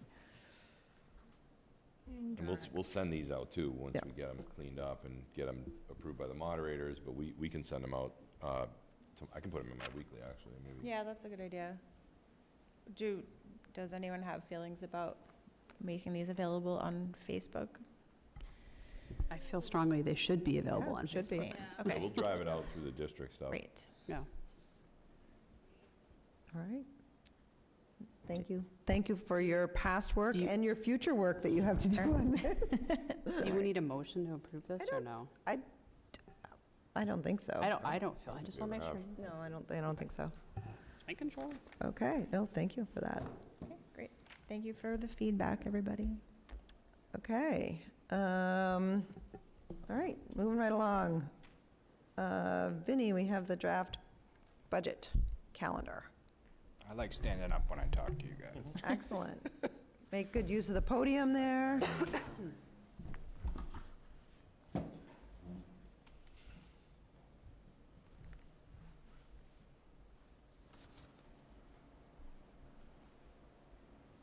Do you think it'd be okay if I close the door or no? I'm freezing. You're cold? My coat on yet. I'm cold too.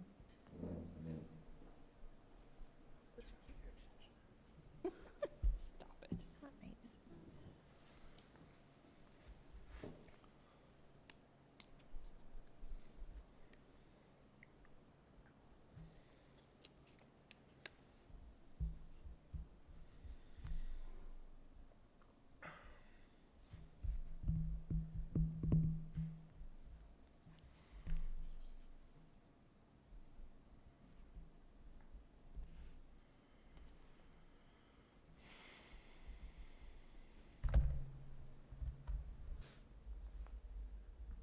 Dave, last time you told me to do something to make it look, to make it come up. What was it?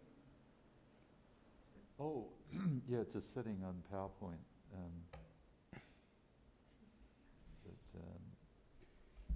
Fighting with the Apple, with the He doesn't, AirPlay? he doesn't use like AirPlay. He's direct connected. So even on, Oh, is this PowerPoint or is this? The money no, guys this is, all this use is Adobe. PCs. Yeah. no, I know. It's like a separate window, you said?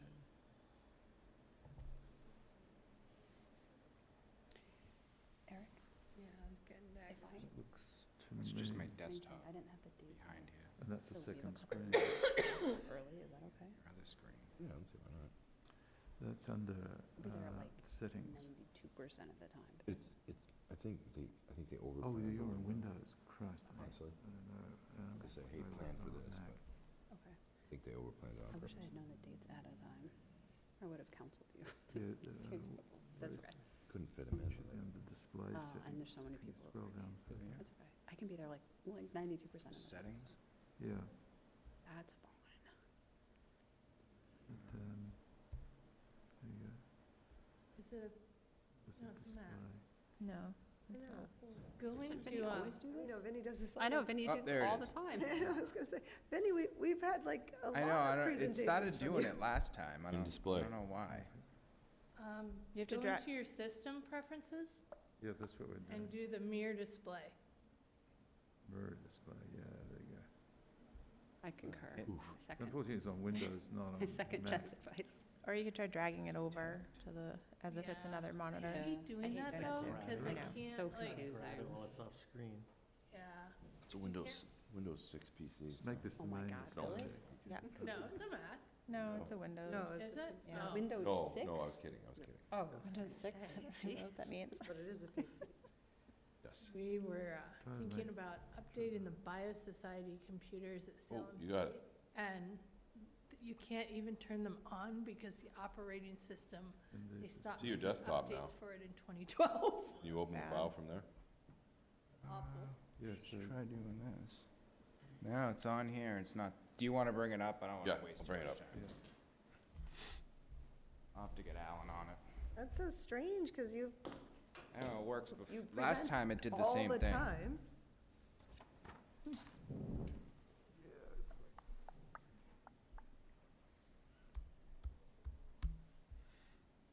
Is it a new projector? No, it hasn't changed. And just scroll to the bottom. You wanna go to the bottom? Yeah, just the very bottom.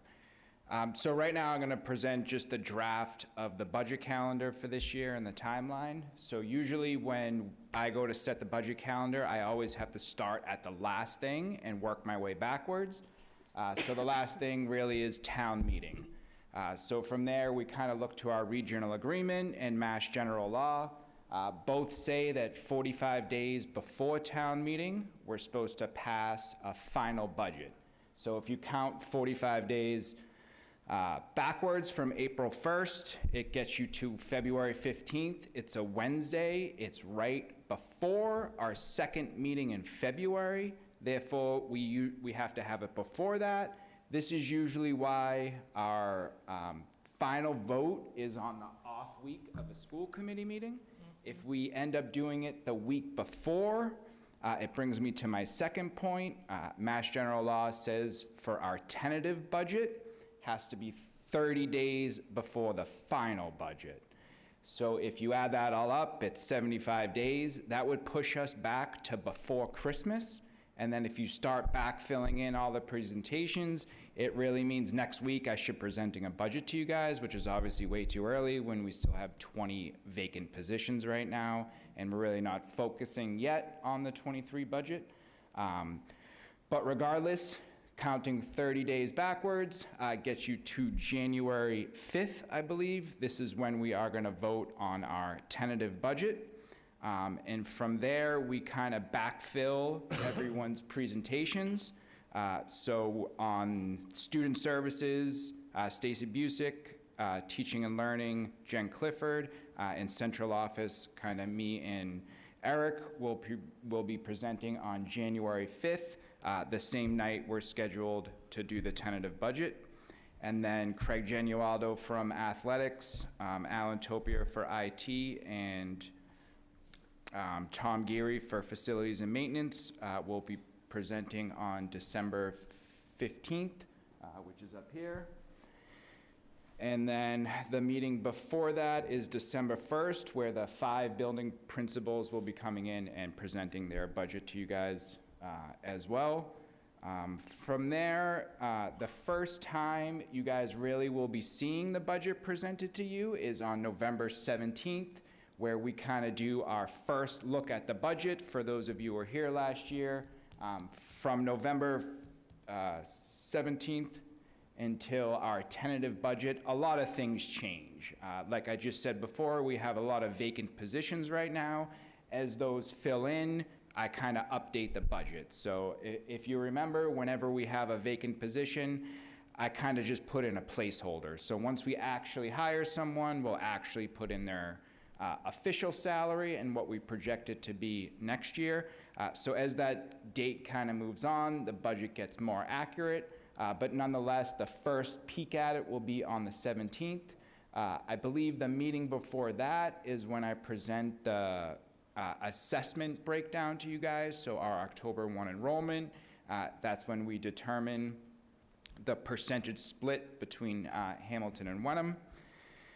Just 2 other things I wanted to point out. We have our first chairs only meeting scheduled for, I believe, September 28th. At that meeting, again, that's only the chairs, so it'll be Dana for the school committee and Jen for the chair of the capital finance.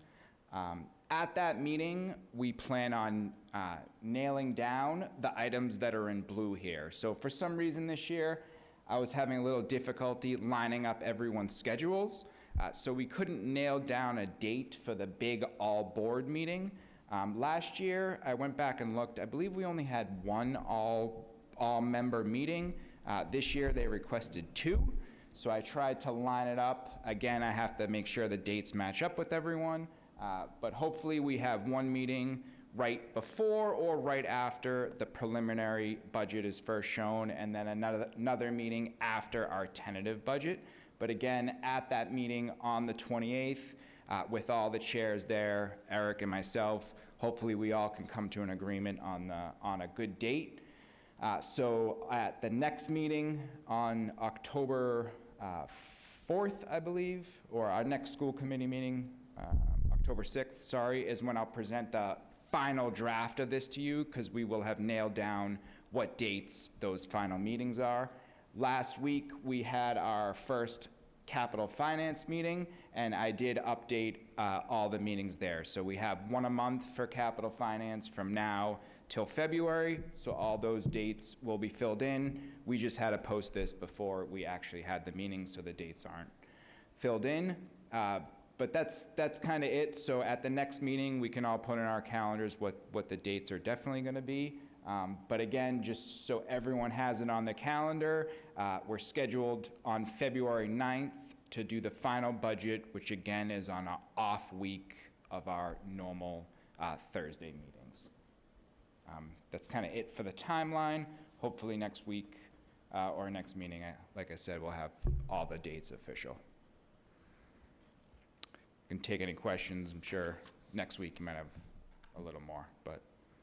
I'm sorry, say that again. What? I'm sure, I'll take any questions, but I'm sure next week you might have a question when I have the final dates in there. Okay. But this is kind of just an overview, so everyone can at least know that that off week in February is when we do vote on the final budget. Yeah, so put that on your calendar. All right, questions? Good? Yeah, Eric? Certainly want to thank Vinnie again for continuing to try and bring all the parties together. Yeah, that's hard. To bring, you know, the 5 boards and the chairs and all of that together has been a monumental task. I've watched the emails go back and forth, and this one can't do this date, and that one can't do that date. So Vinnie has really put a lot of time into this, as usual.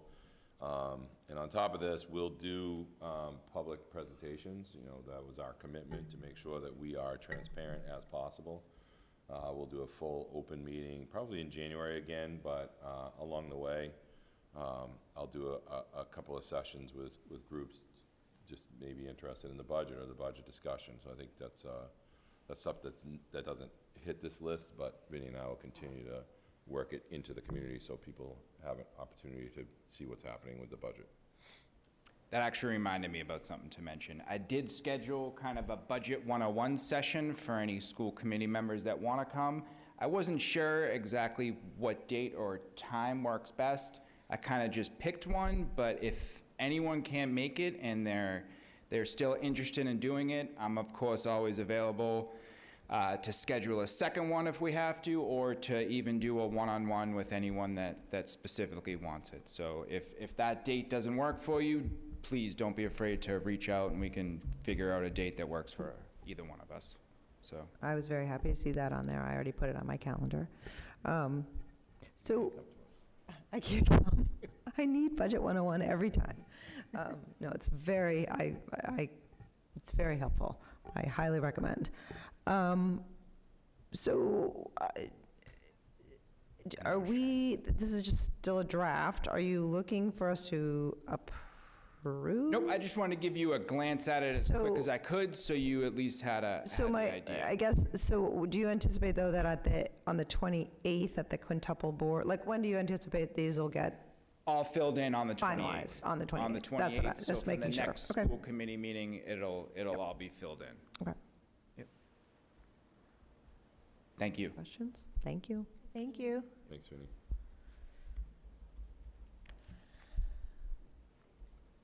Okay. All right.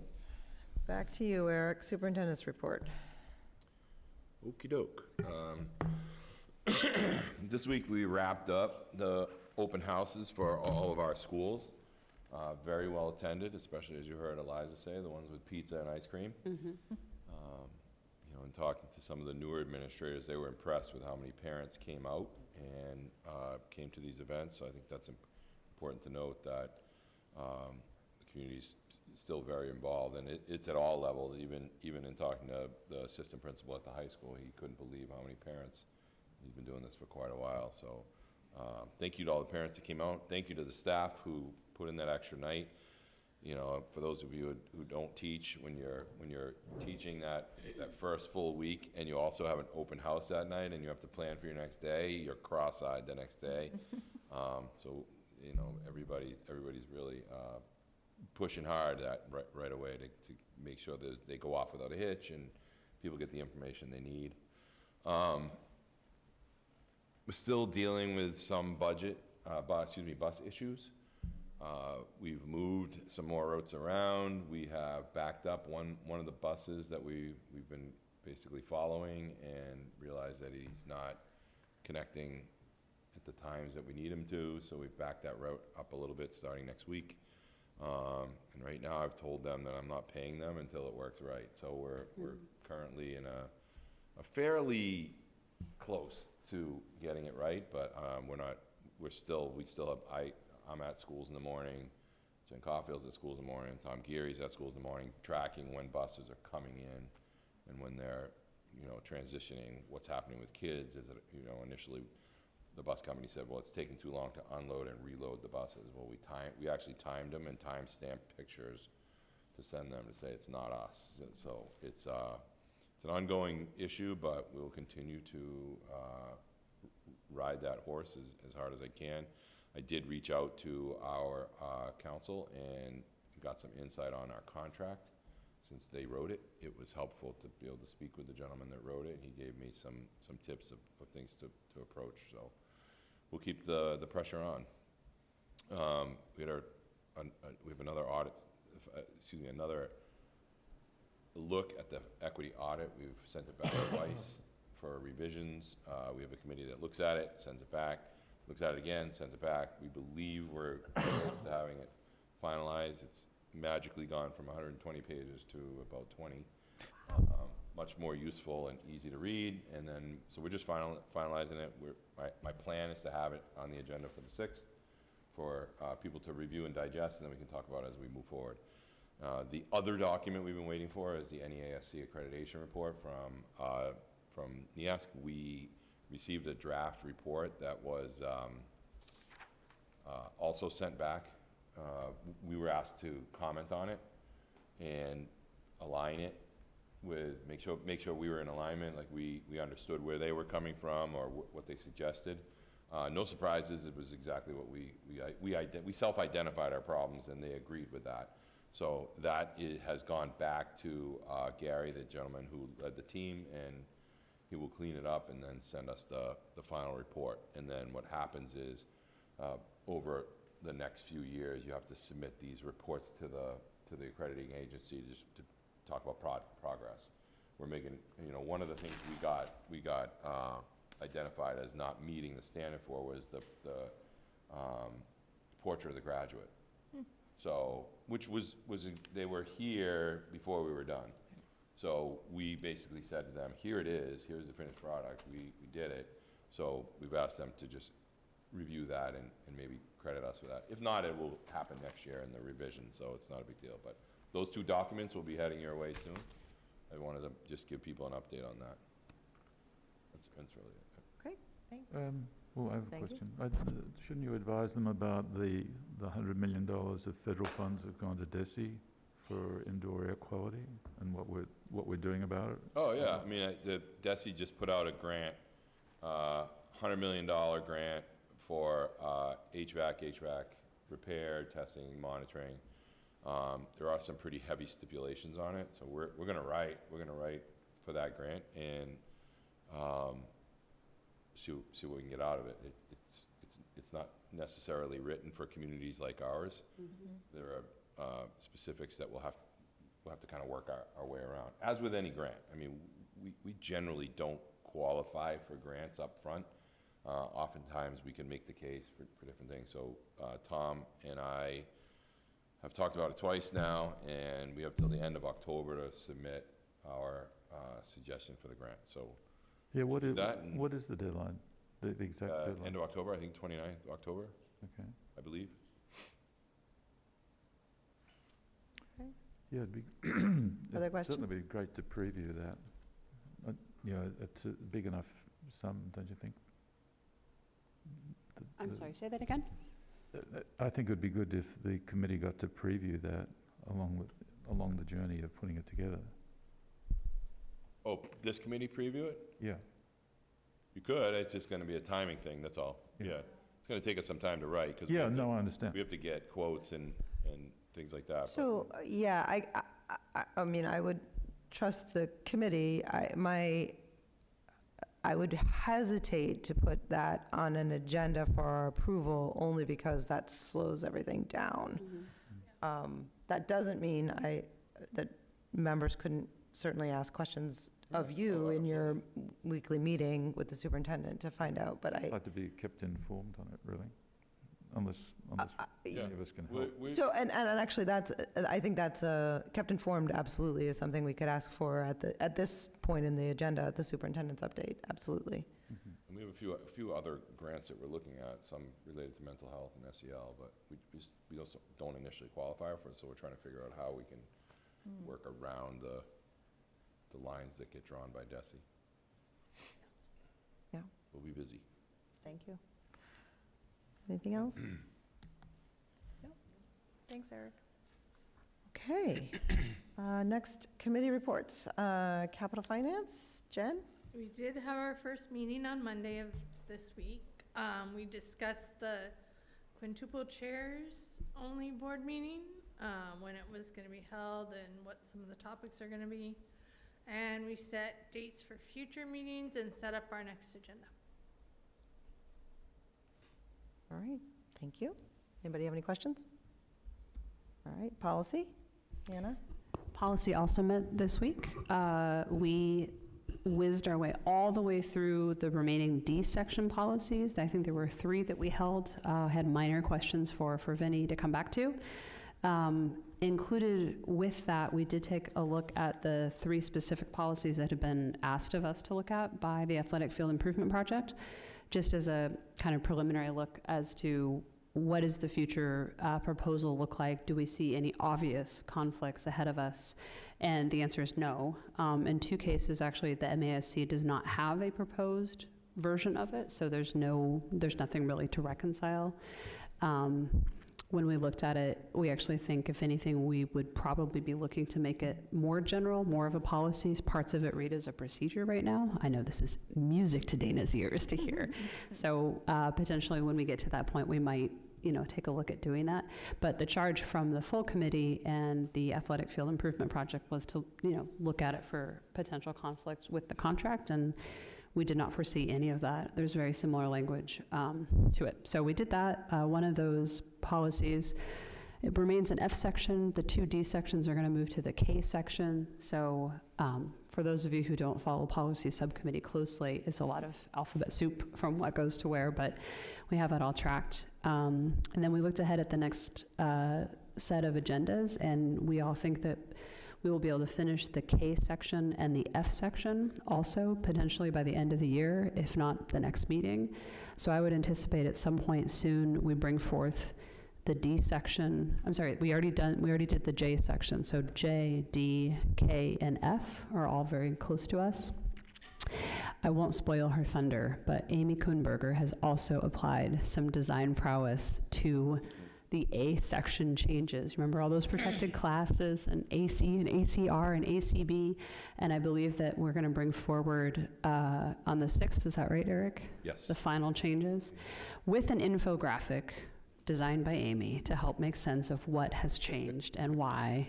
And it's been lots of fun untangling. So lots of stuff going on in policy. We're very busy, and we have our next meeting scheduled. We're meeting monthly through, I think we have meetings through April set, so. Yep. Thank you. You have been busy, Amy, and thank you, Policy Committee. Really my most beautiful work.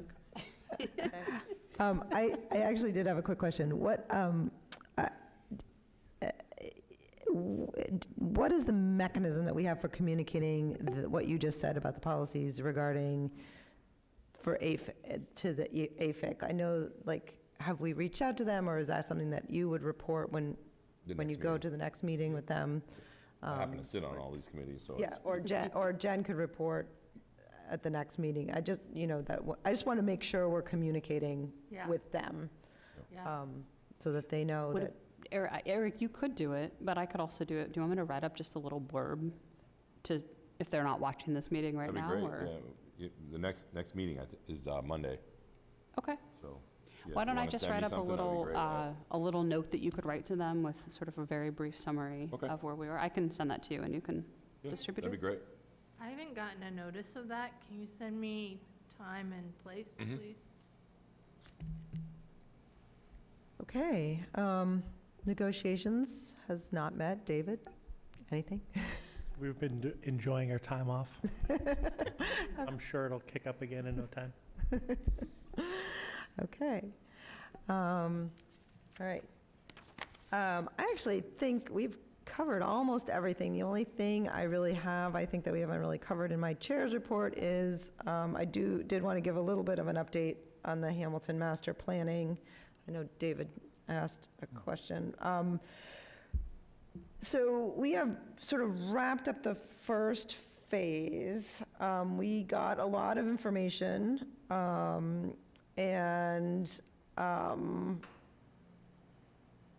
mainly on existing conditions. And we are going to be moving forward in a new phase and in requesting some new public, more public input. The committee gave some recommendations on the scope of that next phase to the board, the select board. And so we're going to, I guess we're in a little bit of a pause while we wait to move to the next phase. All right. Any questions? Nope. All right. I don't think I have anything else unless you guys, all right. Topics for future meetings. I already have one, which is we want to return to talk about the vaccine mandate one more time. Bless you. Somebody wanted to. I have it written down. All right. Anything else? Topics for future meetings? Nope. Nope. Okay. I guess then I am ready to, I'm going to ask to move to adjourn into executive session for purpose number 2, to conduct strategy sessions in preparation for negotiation with non-union personnel or to conduct collective bargaining sessions or contract negotiations with non-union personnel, that being Eric Tracy. Do I have a second? Second? Okay, second by Anna Steedzik, and is there any discussion? Nope. Because it's an executive session vote, we'll need to do a roll call. David Frankel? Sorry? This is to move into executive session. Sure, yes. Dana's a yes. Anna? Yes. Amy? Yes. Jen? Yes. David? Yep. It is unanimous, and we are adjourned into executive session.